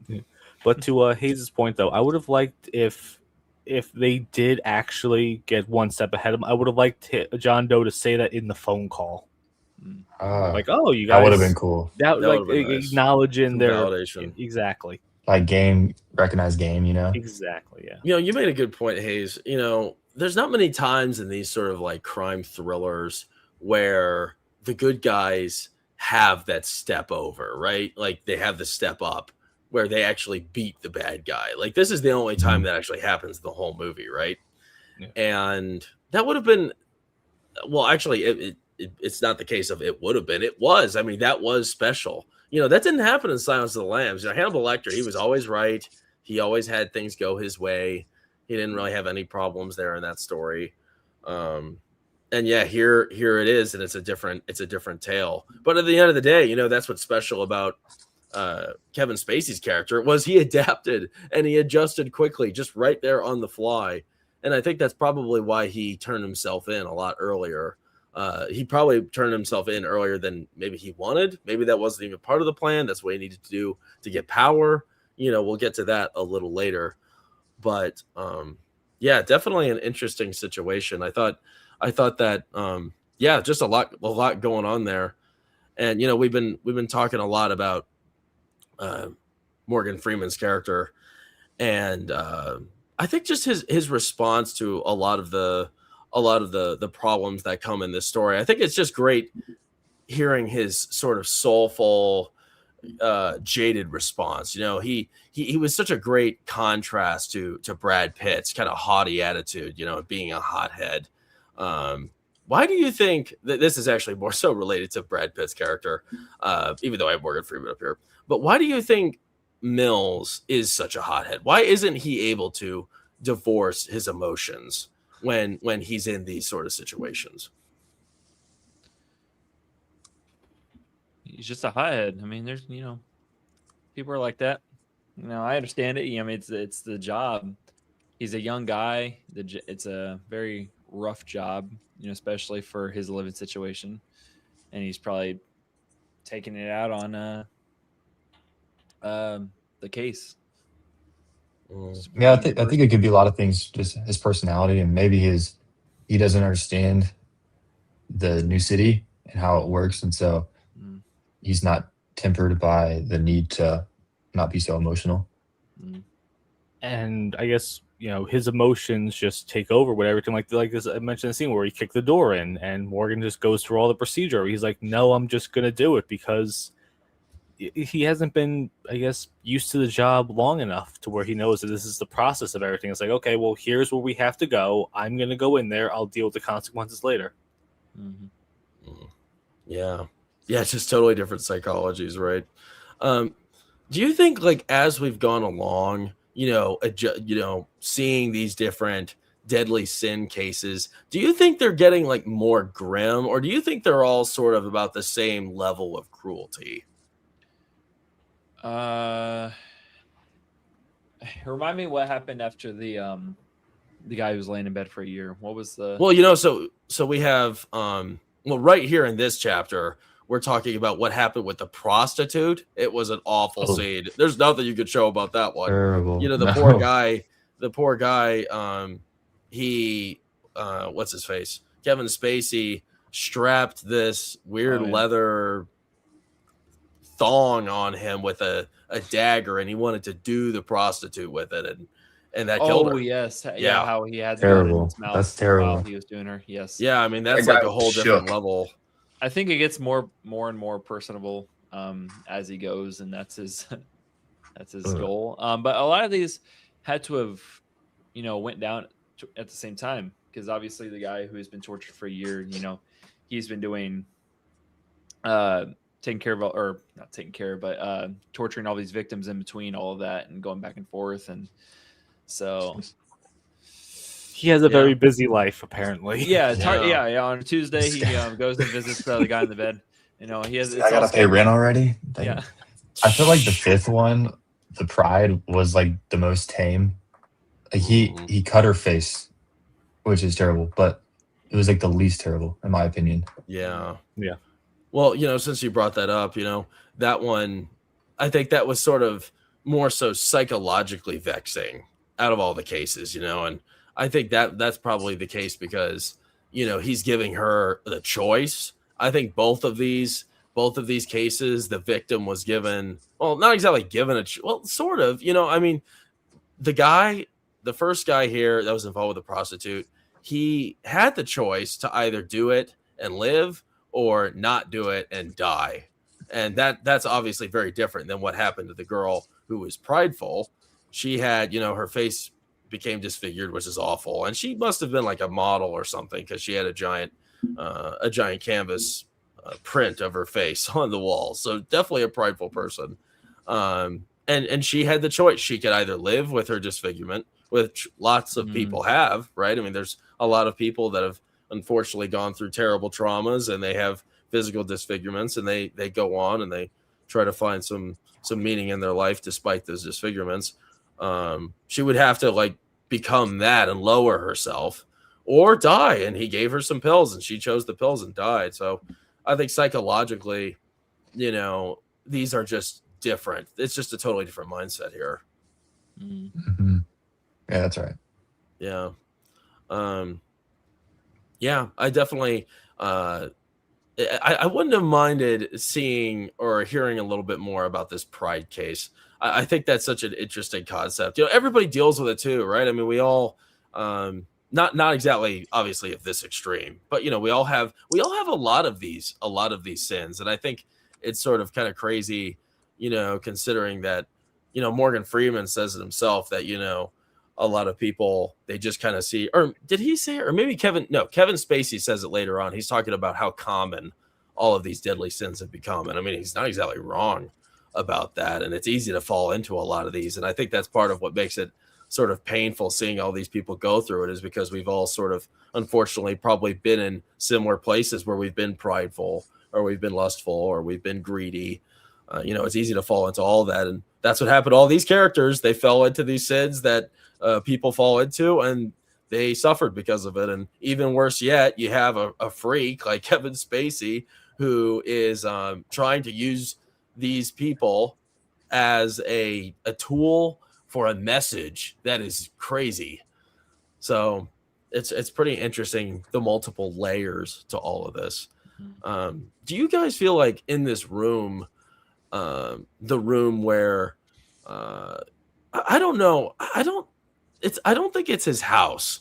This room that they find, the apartment where he has all of those photographs. Do you guys think he lives there? What do you think this is? Like some sort of lab? I thought it was his house. You thought it was his house? I thought so too, yeah. Okay. Do you think that, like, I think you said, World War Joe, earlier, that you thought maybe he meant for the cops to see it, like, in some way? Or because he wasn't really, like, obviously there was nothing sneaky about this place. I mean, he had photos, he had evidence all over the place. Yeah, because Brad Pitt saw the pictures of him that were being developed in the bathtub. Mm-hmm. So I kind of think it's just like looking at the character John Doe. I can't imagine the movie not having the scene in there, because then we get to see, he was a photographer this whole time. So I don't know. It just feels like it would be a huge misstep for him to not acknowledge on the phone that they one-upped him. Okay. Yeah, I do think he, if not then, he probably would want them to find the house eventually. Okay. But I feel like that's a big, if you have this whole master plan to have all that evidence in one place, especially in like an apartment. Like, what if some like HVAC technician walked in randomly? He's like, "Hey, I gotta check the yearly inspection." Oh my! Like, what's all this? And so like, he's this whole master plan that's just, and that door had like a single padlock on it. It's not like 9 sets of locks. And so, I don't know. That seemed like a strategic point of failure that was like could have flipped the whole thing over. Also, with the scene where Morgan Freeman was talking about, like, there's this many books here, and if we had 50 police officers reading this thing for 24 hours, it would take weeks to get through it. Like, imagine if they had ChatGPT back then. They could just scan every single book, and it could just summarize everything, too. Like, they would have found this guy in the afternoon. Yeah, they're like, he's going to kill a model next, and then this, like, just the whole thing. Yeah, it totally different AI. investigative process now, right? I mean, yeah, that's something cool about this room is you see just how wild he really is. You know, he's so crazy. He has all these books. He's got like, I think, how many did they say? He said I think they said 200 books, 240. 240 notebooks, Dang. just full of random stories, Just random nonsense in And every each, single one. each book had like 200 something pages. It's crazy. He had a hand in there with like a wrist too. The sloth guy's hand. This is like the trophy. Yeah, he sort of had trophies for everything. He had the cans of he had the Campbell's spaghetti. Oh gosh. Yeah. So, yeah, it's crazy. He's gross. Boaca, what's up, Boaca? Thanks for being a member, Boaca. Boaca. I greatly in the appreciate box? that. Good to see you, man. It's great. He says, member for 4 months. What's in the box? Yeah, that's right. I can't. I saw that on Vine when I was like 11. That scene. Yeah. It's like That spoiled the movie for me when I was like watching Vine. I think so many people were spoiled of a lot of great movies. And you know what? It's part of pop culture, right? I mean, there's no avoiding it. Even Boaca, movies that aren't out yet. Oh gosh, Proctofile 30s. Ugh, thanks for making a Gen X feel old. Oh, we still love you, Boaca. Lots of wisdom. Oh yeah, Proctofile makes a good point here. He tells them straight up that he's impressed by their work. And he Yeah, admires so them. yeah, the detectives definitely got the one up over him, and that's surprising. Boaca, this was the first movie I took Brad Pitt seriously in. Wow. Yeah, what's another serious movie of his I can reference? World War Z is my favorite with him in it. Yeah, that's a good love one. that movie. They're making another one, of course. Right? I mean, I guess they were trying to get it made a while back, but it just didn't. I don't know. There were like hoops that they couldn't vault through. So now they're figuring it out. But you know, I trust Brad Pitt. I trust him. I think he has a good taste for quality, and if he's gonna be in it, I trust the product. Would this have been a good TV show? 7 episodes, dealing with each one. Ooh, no shows. I'm sick of 7 shows. World War Joe. World War Joe. I feel like some of the ones that were glossed over could have had some more time, like Pride and Greed. You know, we could have got backstory on this lady, but no more than like, you know, as well. Yeah, but I totally get the hesitation to do something really drawn out. It had to be quick, like 7 episodes max. Well, would they do it today though? Ooh, Yeah, probably like a Mike Flanagan writing this thing and then having a Stranger Things ending where it's an hour-and-a-half episode. No thanks. Proctofile, bruh, they're making another Free Willy. Free Willy. Stay from these vultures. Yeah. And another Air Bud. You want to talk about Gen Z? Air Bud. What more story is there to tell with him? Has he not dominated every sport by now? Yeah, what's left?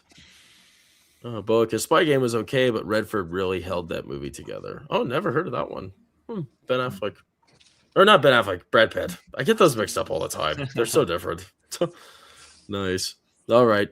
Well, let's go on to the next chapter here. I'm just going to have Kevin Spacey up because he reveals himself, everybody. In chapter 4, John Doe walks into the police station covered in blood and calmly surrenders, claiming that 2 more bodies still remain. He offers to lead Somerset and Mills to the final victims, and in return, he will confess to every crime. Against their better judgment, the detectives agree to drive him into the countryside as the clock ticks towards the completion of his design. And sadly, all of this is just going right into his hands. It's all being done practically totally according to his design. And what's crazy is there really just doesn't seem to be any way out of it for Brad Pitt and Morgan Freeman's characters. They're kind of stuck, and it shows you just how much control he has. Why do you guys think that John Doe chose this moment to surrender? And what do you think that reveals about his control over the narrative at this point in time? The work was done. He had quite a bit in his back pocket. He had blackmail.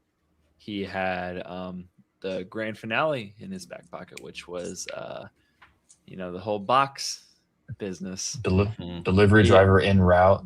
Yeah, he had everything. He had nothing to lose at this point. If the only thing that he had to lose was going to prison for the rest of his life, but even then he was trying to plea insane, so that would just put him in like a mental institution, and not prison for the rest of his life.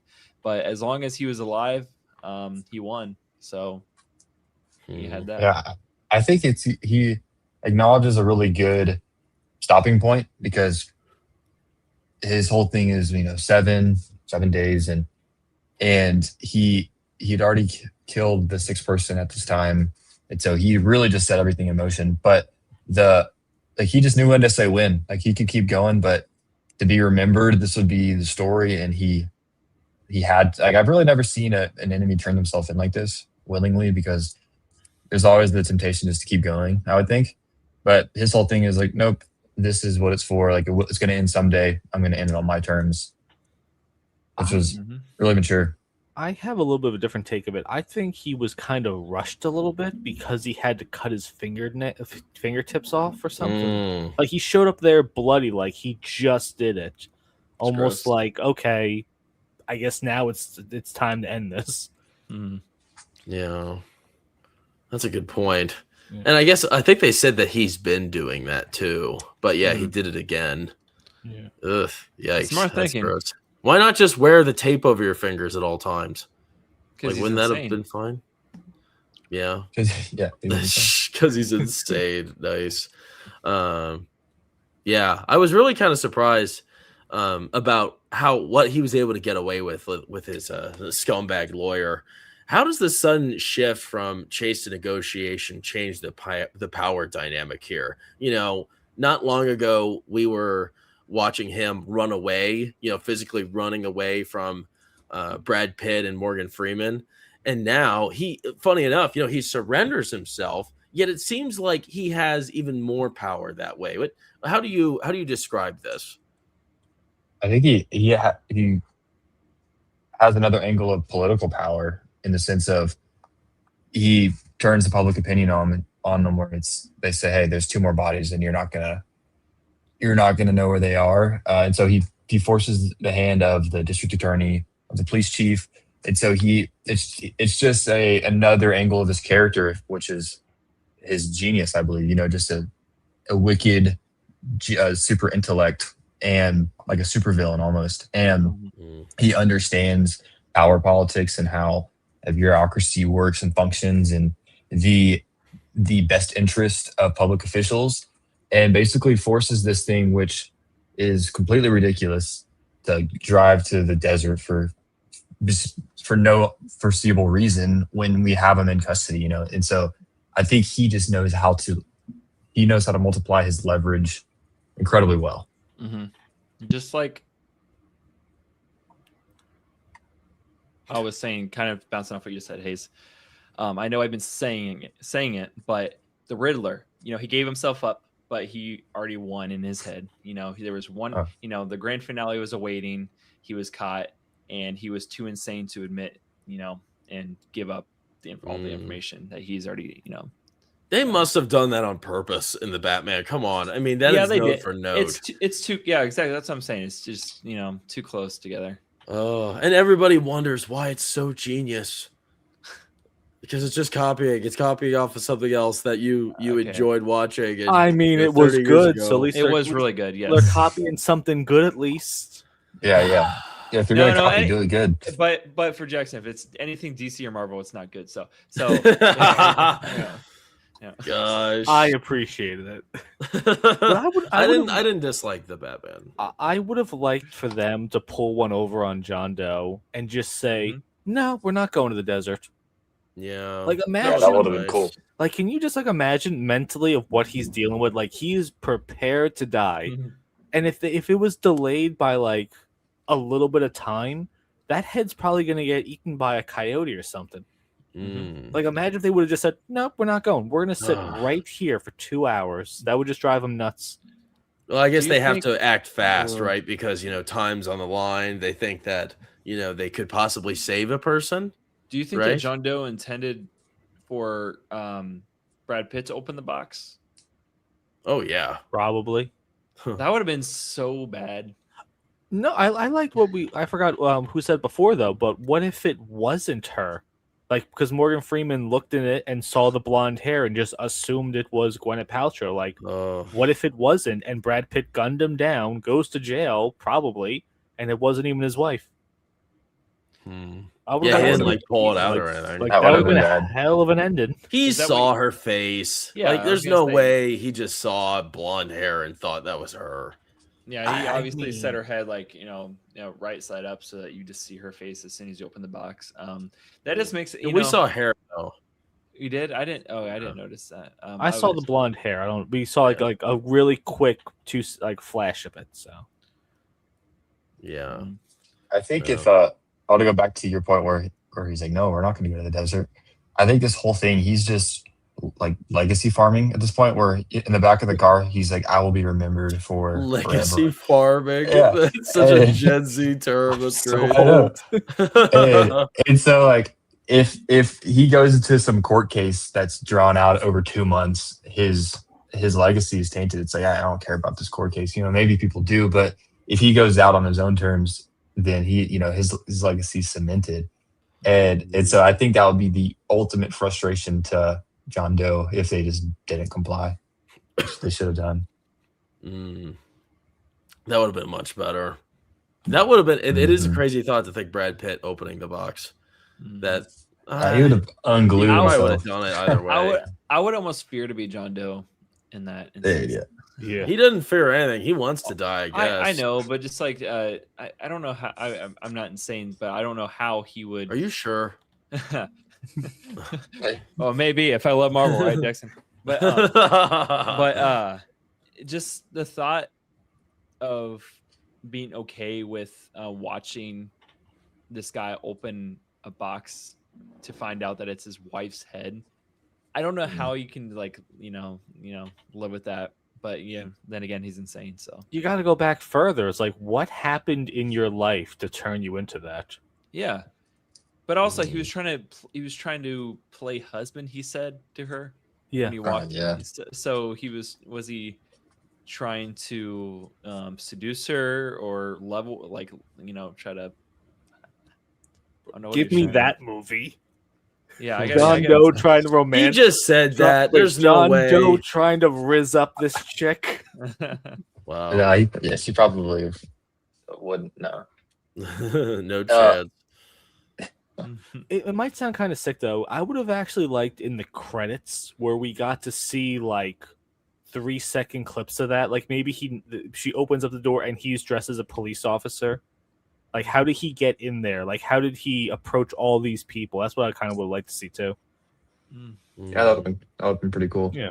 Oh yeah, he probably dressed up like he did during the chase scene. Looking like a detective or a cop. Just in a trench coat and hat and glasses. That was such a great scene early on when he's the one that took the photo of Brad Pitt. Yeah. Brad Pitt got so pissed. What a great little moment there. That was Kevin Spacey. He was the douchebag journalist. And it's also like part of what's terrible that he reveals here is that, you know, all of these cop friends or all of these people, you know, coworkers and such, they were so quick to give up Brad Pitt's, you know, information, his personal information, probably the address too, you know, who his wife is. Those are major details. Like, it's insane that they would be willing to do that for the right amount of money. Also, another part of like the mystery of John Doe's character is they say he's independently wealthy, right? Where did all that money come from? It must have been like a parent or something that died and had a lot of money. Yeah, used it for the worse. He is smart, so he could have done anything. Oh, and well educated. Yes, they said that too. So good point. Yeah, because he's rooting all of this from like the classics, you know. Yeah. Yes. Yeah. It's very well read. Boica, F1 is peak Brad Pitt. Hell yeah, man. I love F1. I had so much fun with F1. Those were great. He also says, does art really imitate life? Did the allegations against Spacey give him the ability to portray normal characters with underlying criminal activities? Getting one over on everyone. Yeah.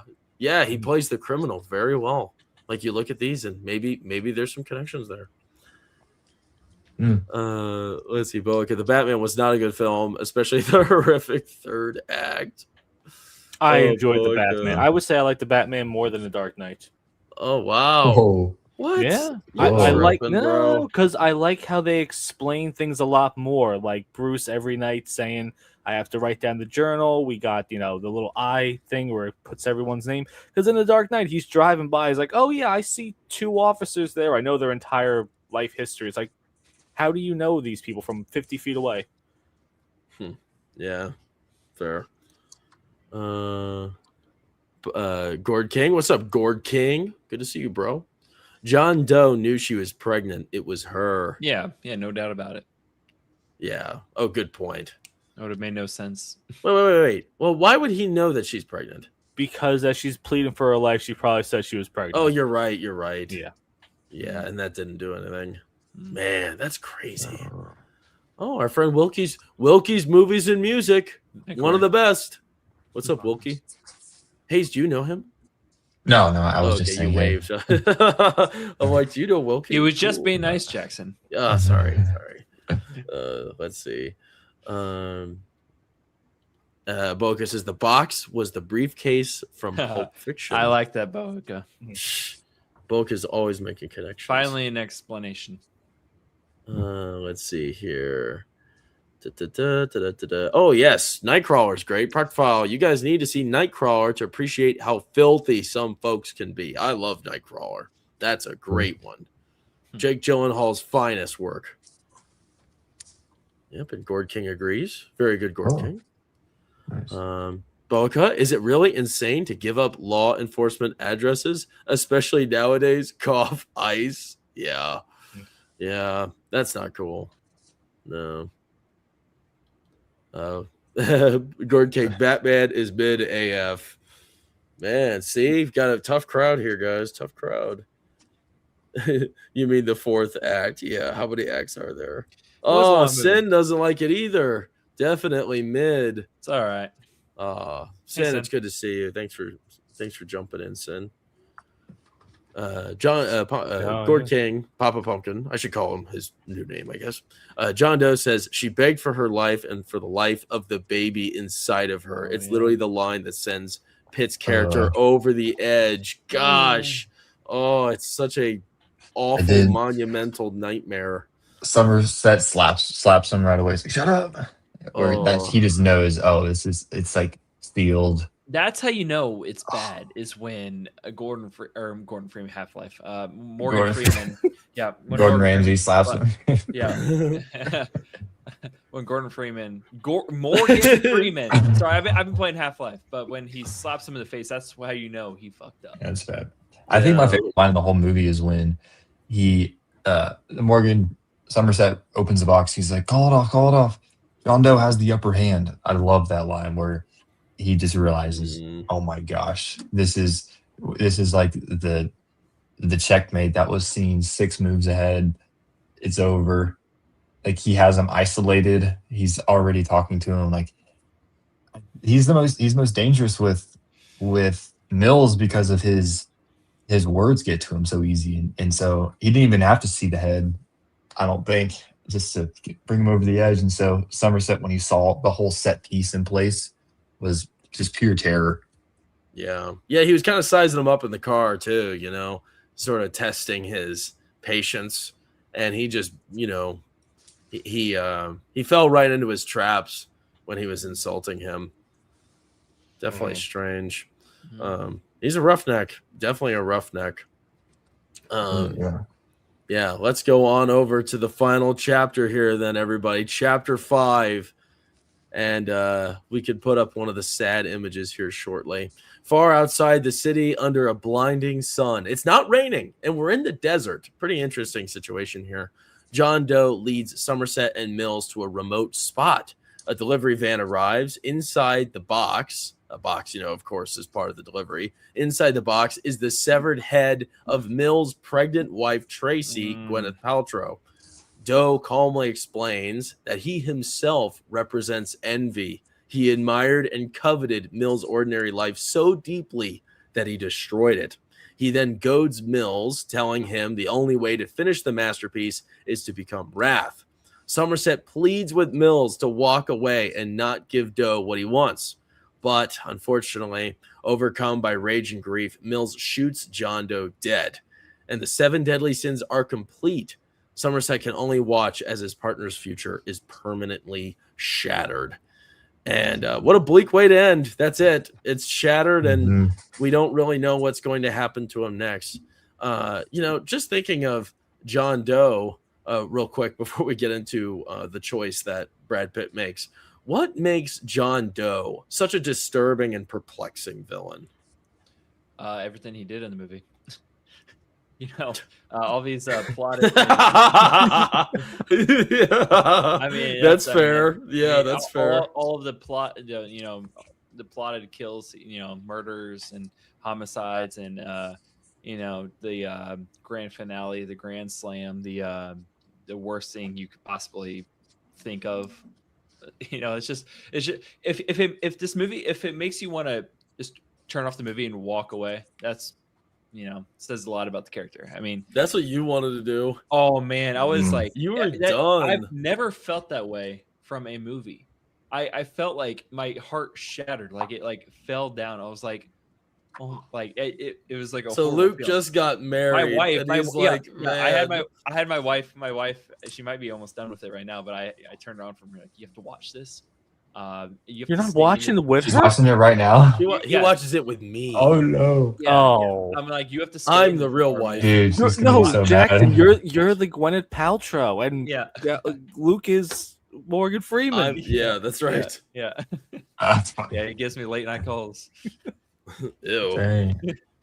I think John Doe, he is so unassuming, you know, with the name John Doe, that the whole time Mills is doing this caricature of he's a lunatic, he's a freak, he's blah blah blah, like, and Somerset's like, no, he's calculated, he's smart, and so you have these pictures of like, who could it be? And it turns out it's just the most unassuming normal guy, and that in itself is terrifying, where this evil could just sprout from a person who you would just pass on the street and think nothing more. Yeah, he doesn't really look particularly crazy either. Yeah, he looks super normal, like a normal dude. Yeah, very unassuming. He's not very big. He looks kind of weak, but you know, he had a limp too. That's what they said. You know, I think that might have been a fake limp. Speaking of sad, mind I say, I don't know. This is just me. In this shot, he looks a lot like Chester Bennington. Hopefully, it's not too soon. But I can't unsee it. Is. But it's the lead singer from Linkin Park. How old are you guys? You don't know Linkin Park? Yeah, of course, Jackson. Well, that was just him. He's not a band guy. I'll give him that. We all did. But if you just put some earrings in, like one of those, he sings "What I've Done" in the backseat. Okay. Nice. It would fit. I think there has to be some. I'm just either too dumb to get it, but the imagery of the raininess and then the desert, you know, like What's going on there? Yeah, it's so shocking. Yeah, it's like, it's stark night and day, totally different. Yeah, it's been rainy and dark the whole movie up until this point in the desert.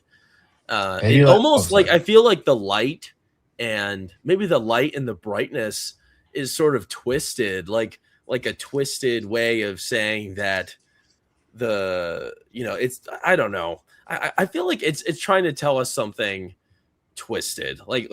It's like the movie's trying to tell us that it's a good thing that Kevin Spacey won, right? Because the good guys were having luck and were sort of getting things done their way throughout the movie, and it was rainy and it was bleak and it was dark. But then out here, it's going Kevin Spacey's way completely, and it's bright and it's sunny, and there's sort of it's kind of strange because light is sort of a symbol of optimism, right? It's optimistic. There's more to be seen.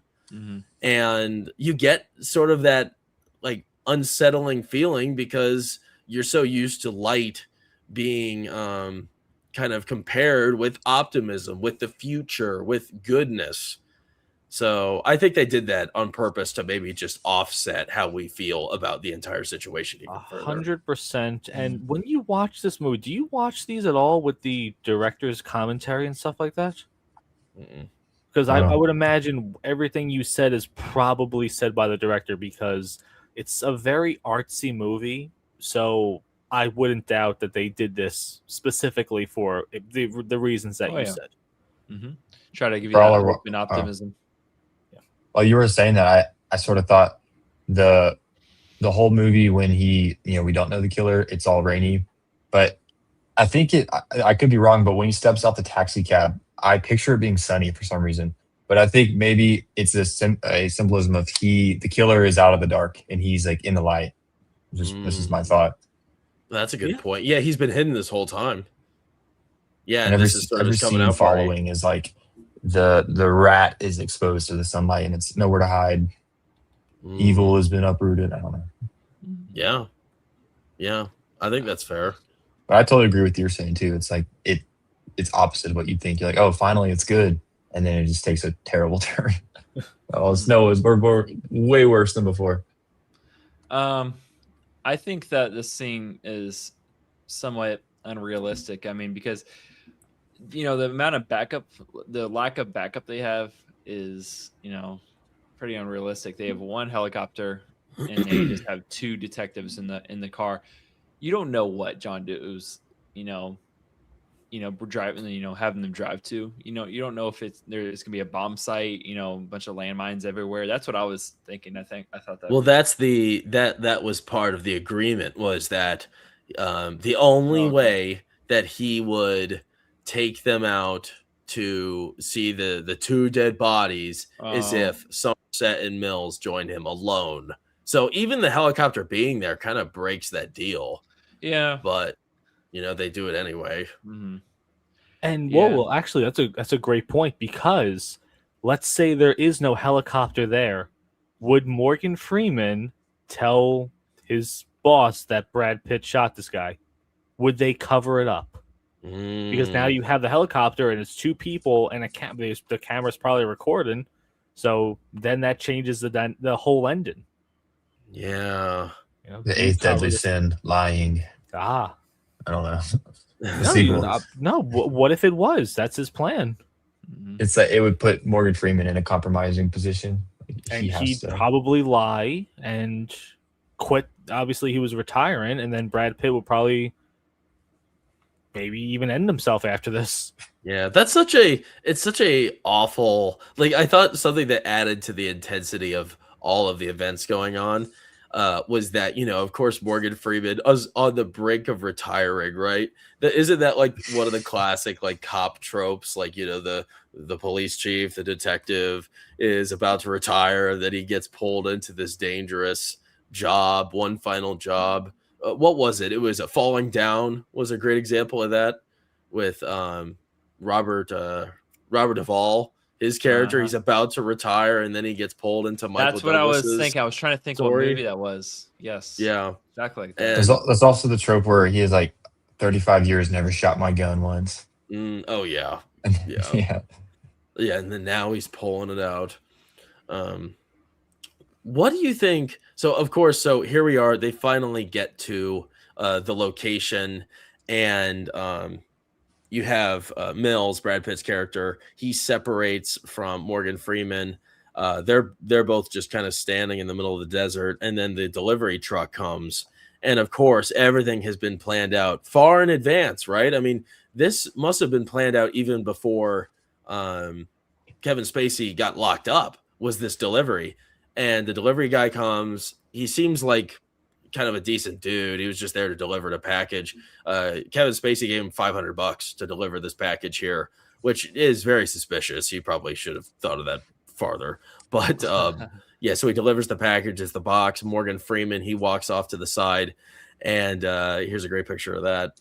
And he handles the package, and we have the helicopter. It's floating in the air, and they alert him that they're going to send bomb squad, and he's too anxious, and he wanted to see what was in the box. That could have been better. Maybe that's a weakness on his side. He was anxious, and he decided to open the box. Like, what if they waited till bomb squad came and then they handled it, and then they could have possibly, played a larger role in this? This is interesting. This might have been where Morgan Freeman made a serious mistake by unlocking this package. Do you see that? Great point. Yeah.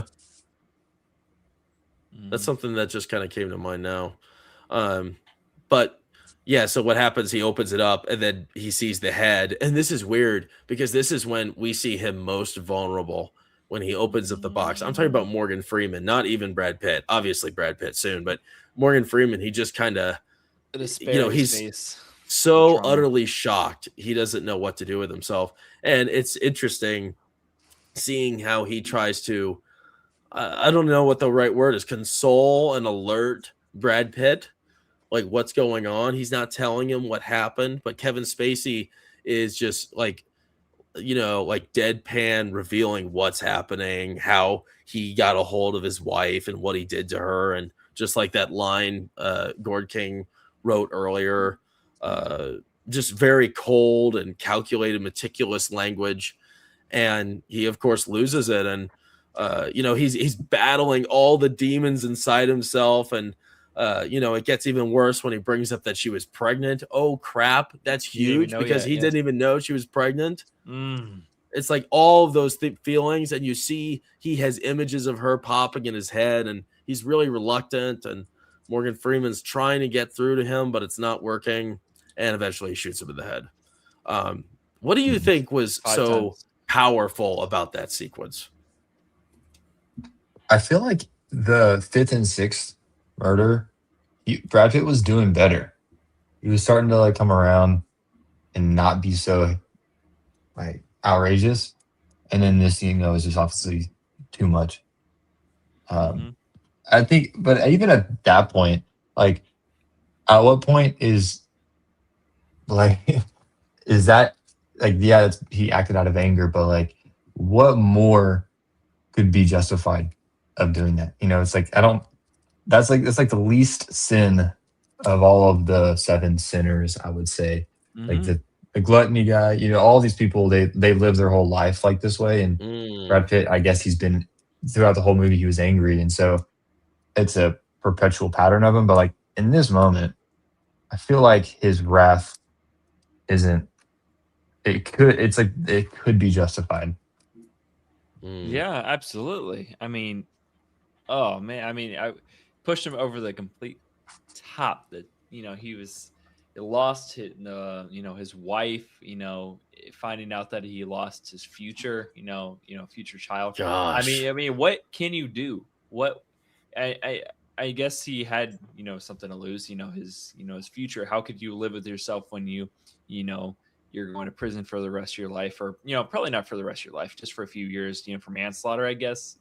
But it ruins his career, which is sad. He's been building up to this point. Yeah, and then only to find out you've lost your wife and your unborn child and your career, and you're the bad guy now, He'll be screwed in prison. You hear stories about cops going to prison.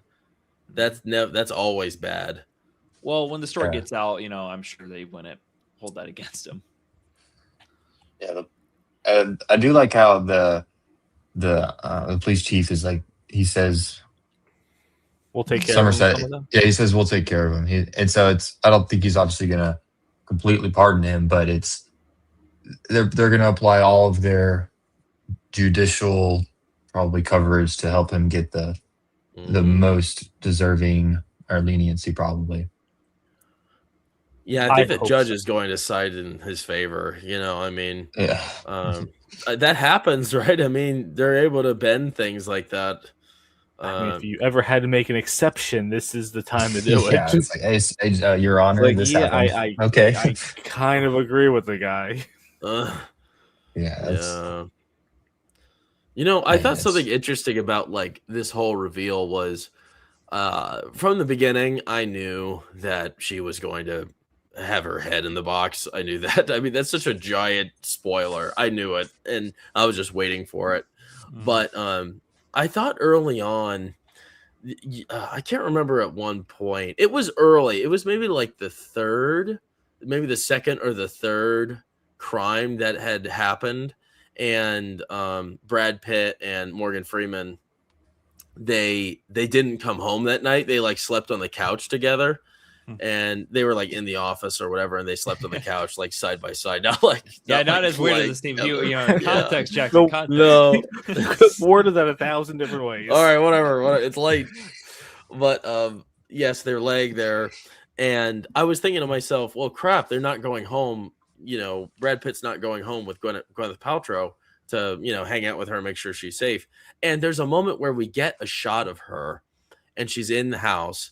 And she's in like her room, and she hears a creaking or like a noise, and she steps over and looks into the living room, and then it pans over to Brad Pitt and Morgan Freeman, and they're not there. Did you guys notice that at all? No, but now it makes I sense. didn't catch that. So that was early in the movie. It was really early, and I thought maybe that could have been Kevin Spacey, but we see her again after that, so I don't know what that was. But I thought maybe there was some sort of connection there.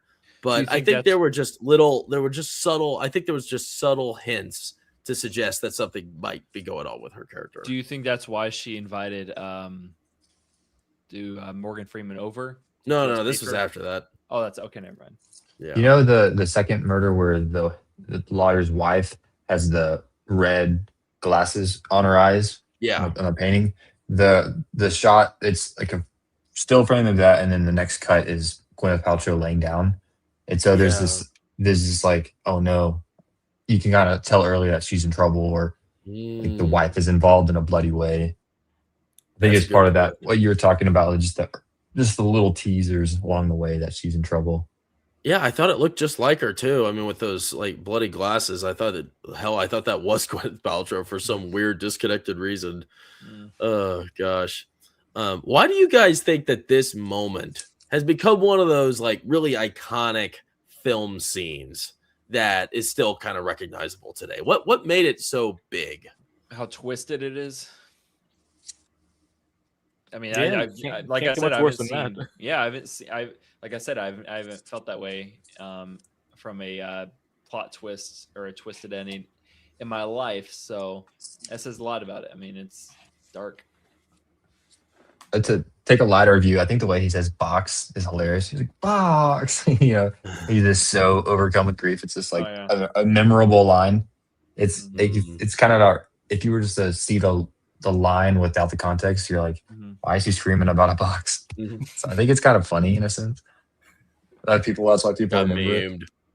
Yeah, it's memeable.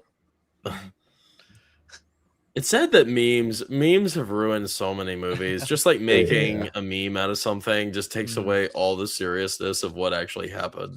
Yeah, so many movies like sometimes the memes makes a movie like Rise of Gru, $1 billion movie.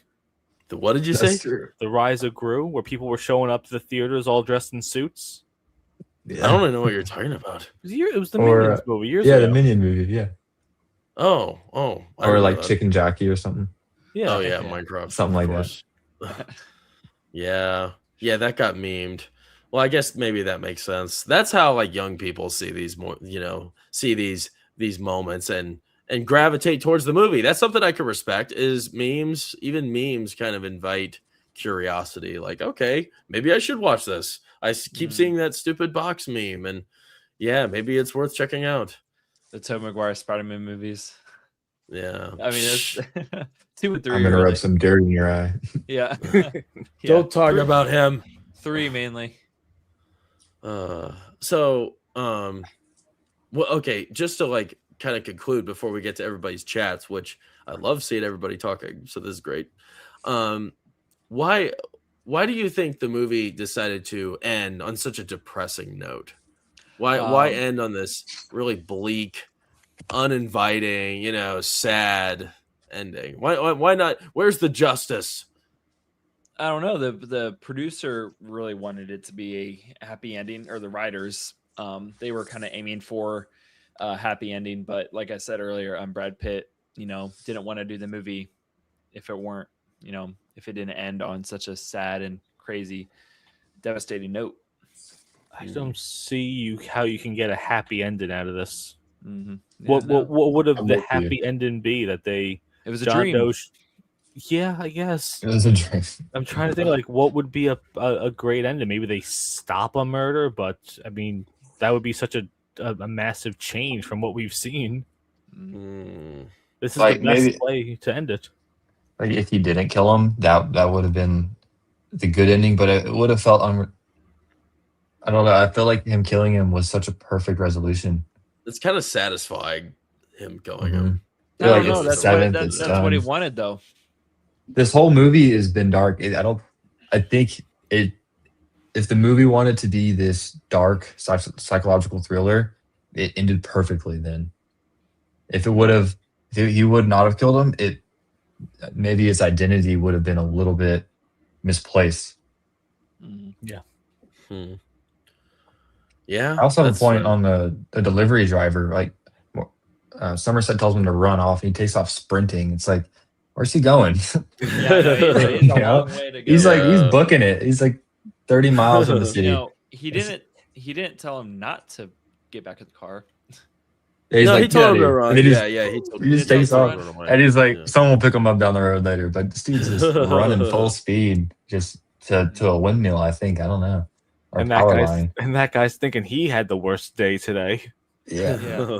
Yeah, if only he knew. No. Well, Yeah, what's he's- crazy? What's crazy about this story overall is that the killer won. Technically he won. This story was about him and about what about his moral journey of creating these horrifying sequences, and it concluded exactly the way he wanted it to. And obviously he's paying a very serious punishment in hell for all this. But this went the way he wanted it to go, and he ruined Brad Pitt's life too. I mean, and he's through that he got back at him for any sort of disrespect he felt from him through his several interactions that weren't so pleasant. He's like, you slapped my camera, I'm gonna destroy your Kill life. wife. Yeah. A little bit of an overreaction. Yeah, exactly. But this movie, it's on my Mount Rushmore of movies where the bad guy wins. At Seven, Watchmen, Infinity War, and Cheaper by the Dozen. Definitely movies where bad good. guys definitely took it. Mm-hmm. That's good. I think the scene in the car where he's talking about the justification, like Kevin Spacey is right in some way, like obviously there is a moral truth to it all, and so it's like, yeah, I kind of can see what he's doing, but obviously it's way grotesque and sadistic, and so it's like he's not going to win any. He lost the battle of public opinion there for sure, but maybe he did have some moral ground to him, which is just interesting. Where it's like, okay, I see if someone's grew up in this bent city for so long, they could become so deranged where they did this. And like comparing it, I was thinking this earlier with the movie Saw. That doesn't feel very real to me. Like it feels very much like a fictional story, but Seven does a good job of you could see this happening. And it's like, oh my gosh, there's one of the most famous lines where they're at the print lab. He's like, have you ever seen anything like this? No, you know, and it's like they're just as shook as we are, you know, and Jigsaw sort of just like builds on one absurd trap to another, but 7, it's like, oh man, I could see this maybe happening somewhere. That's a good point. Yeah, this is as much of a spectacle to them as it is to us watching. Like they don't know how to deal with it either. Yeah, good point. Let's see what the chat has to say here. Sin's Corner. Yeah, that ending. Never forgot it. Haven't watched 7 since the first time. Wow. I'm not watching it again. I also love how they put the number 7 in place of the V. Like, Yeah, I'll never get over that. I've never seen anyone ever do that ever. Yeah, somehow it works. Yeah, it's I totally read that as 7. Boica, World War Joe, really? The barman over the Dark Knight, sucking air over teeth and shaking head. Oh, you disappointed Boica. I like how they explain, you know, when the Joker had a team of crazy people, but at least the Riddler had people that were radicalized. I like that better. Gord King, I've watched 7 at least as many times as the title tells me to. That's good. Boica, this isn't a top rewatch movie for me. Neither is Pulp Fiction. Then again, I'm not a Tarantino fan nor a Nolan fan, so I'm just a I'm just a simple normie, I guess, or semi. I don't know, but I'll still support Gibson. Hell yeah, man, Mel Gibson, absolutely. I love Mel Gibson. Great director too. What's in the box office brawler? That's funny. Nice. Good one. Wow. That's the most dad joke ever. That's a new Gen Z meme right there. Brawley's the work wife. Yes, I am. That is correct. Let's see. Talking about Kevin Spacey, he's very detached, but not too unusual looking outside of his fingertips. Yeah, you went early. Yeah. Let's see. My guess is John Doe's real name is Princely Thadspacker III. Nice. Oh, yes. Boica, another great portrayal from Morgan Freeman, a true American treasure on stage and in film. Definitely. I think it's hard to find a bad Morgan Freeman performance. Yeah. You know what I don't care about that he's in is those Now You See Me movies. I have zero interest in the Now You See Me films. I didn't know he was in that. I was going to say the exact thing. Who did he play in that? He played old magician. There you go. Boica, another difference between real police work and Holly weird. This situation would never happen. Look at all the documentaries of real serial killers. All of them had heavy escorts at kill sites. Yeah, true. I guess they were kind of dealing with, kind of a time constraint. They thought maybe some good could be done by appeasing him. Maybe. Have you ever seen like the police obey in order to show up alone? Like I feel like they're like, okay, we will. And then like National Treasure, they have like 50 FBI agents all over the place. Yeah. Even though they're like, be alone. I feel like they never listen to the be alone order. No, true. Yeah, I mean, come on, the helicopter was overhead. Kevin Spacey definitely knew that. Pop Kid, given that the head is Gwyneth Paltrow's, is it really that sad of an ending? Nobody likes Gwyneth Paltrow very much anymore. Dude, she's not. I like Pepper Potts. Yeah, me too. She was good. She was good enough. We'll give her that. Oh yeah. Detectives in CSI would never let Morgan touch that box, especially without gloves, even in the 90s. Well, he called them off, right? So it's not like anybody could really stop him. Let's see here. Oh, interesting. Parkfell saying he'd have a real strong case for a temporary insanity defense. That's sad. But he did go into lunacy, and that could make a person do things they normally wouldn't. Yeah, he was a lunatic. Oh, Boica. Shame on you, Boica. I like Raimi's Spider-Man, but I'm not a fan of Toby. What's he really done since then? Boss Baby? Hey, he rocked that.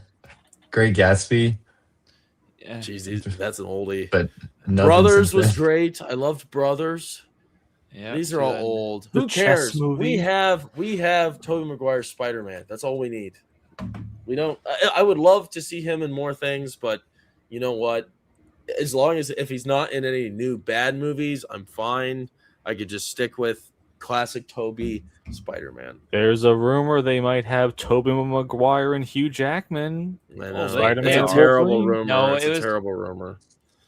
No, you wouldn't want to see Tobey Maguire and Hugh Jackman, Spider-Man, Wolverine in the movie. It's okay. He doesn't have to They're waste gonna one die tickets. immediately at Yeah, the very but- beginning. Ah. That I don't like that. Well, I mean, he has to die at some point, you know. He's old. No, he doesn't. He doesn't. And you Yeah, don't have yeah. to have They're you don't doing have it to to- have the X-Men, breach his world to destroy his world so that their world could live. You don't have your heroes destroy other heroes' worlds All right. So a quick that summary. are full of heroes. They're doing this to You don't shut do that. Tobey Maguire Spider-Man fans up about new movies in the future. That's why they're doing it. Well, don't worry. Tobey Maguire Spider-Man fans don't even care about Marvel now. So don't worry. Don't worry, Luke. You're all good. I'll watch the new one. More movie tickets for me. Oh, Boak says Scream was based on a true event. Oh yeah. That's not good. Terrifying. Let's see. Just a few last ones before we end the night. Papa Pumpkin 7 is David Fincher. I love his work and watch it often. One of the generation's best filmmakers. What are some of your other favorites, Gord King, from Fincher? I'm curious. Gord King, the film at least internally justifies this small direct escort by making a demand of John Doe's. It's a deal to get what they think they want. Yes. Yeah, that's correct. No, Bully Maguire was great. Incorrect, Boca. Incorrect. I loved him. He was hilarious. Yep. Look at this. Proctfile is correct. He's spitting facts. Everyone's gonna die in that movie. It's gonna be silly as hell. Yeah. Don't worry. They'll all come back. They'll all come back. It'll be great. All right. And I think that's gonna do it for us, everybody. What do we say, panel? Do you recommend David Fincher's 7, 1995, 31 years old? Do you recommend people watch it today? Absolutely. I mean, yes, yes, but no for all the right reasons. Watch it once. Yes, Yeah. I was gonna Yeah. At least watch Just it. watch it once. Yeah. You don't have to do it twice. Yeah, you're not watching it if you want to have a good day afterwards. Yeah, watch it at night when your day's over. Good idea. Oh, wait, real quick before we conclude. Papa Pumpkin, best Fincher movies: Zodiac, 7, Gone Girl, Girl with the Dragon Tattoo, Fight Club, The Social Network, and The Killer, which is underrated. Wow. I watched The Killer. I didn't know that was him. That came out a few years ago. That's a newer one. Yeah. No happy movies there. Not a single one of those movies is really happy. Good to know, Gord King. Nice. I wonder if that's your numeric order. Boica, recommend for a one-time watch. Even our friend Boica says yes, everybody. That's Nice. great. So yeah, it's a yes from us, guys. Thank you all for joining us here tonight. It was a lot of fun talking with you guys in the chat. Be sure to join us next week live, Tuesday, 9 p.m. Eastern Time. We're going to be talking about Tom Cruise, War of the Worlds. Not Ice Cube. Tom Cruise, War of the Worlds. You know, it's one of those movies that has been on my radar for a while. Somebody mentioned it recently, and now I'm like, okay, let's talk about it. So we're going to talk about that next week. Please join us. And please check out these great channels. Griffin left early. We got him in the description, but also our friend World War Joe and our new friend Hayes Hennigan. He's active on YouTube, a young, inspiring Gen Z mind who cares about physical media and the future of media itself. So please be sure to check him out on YouTube. We got his description in the link below. And it was a lot of fun having you on, Hayes. Thanks for joining us. You offered some great insight. So, yeah, we appreciate you guys all for watching. We'll see you next time. And never forget, give him the Duke and give him the dog.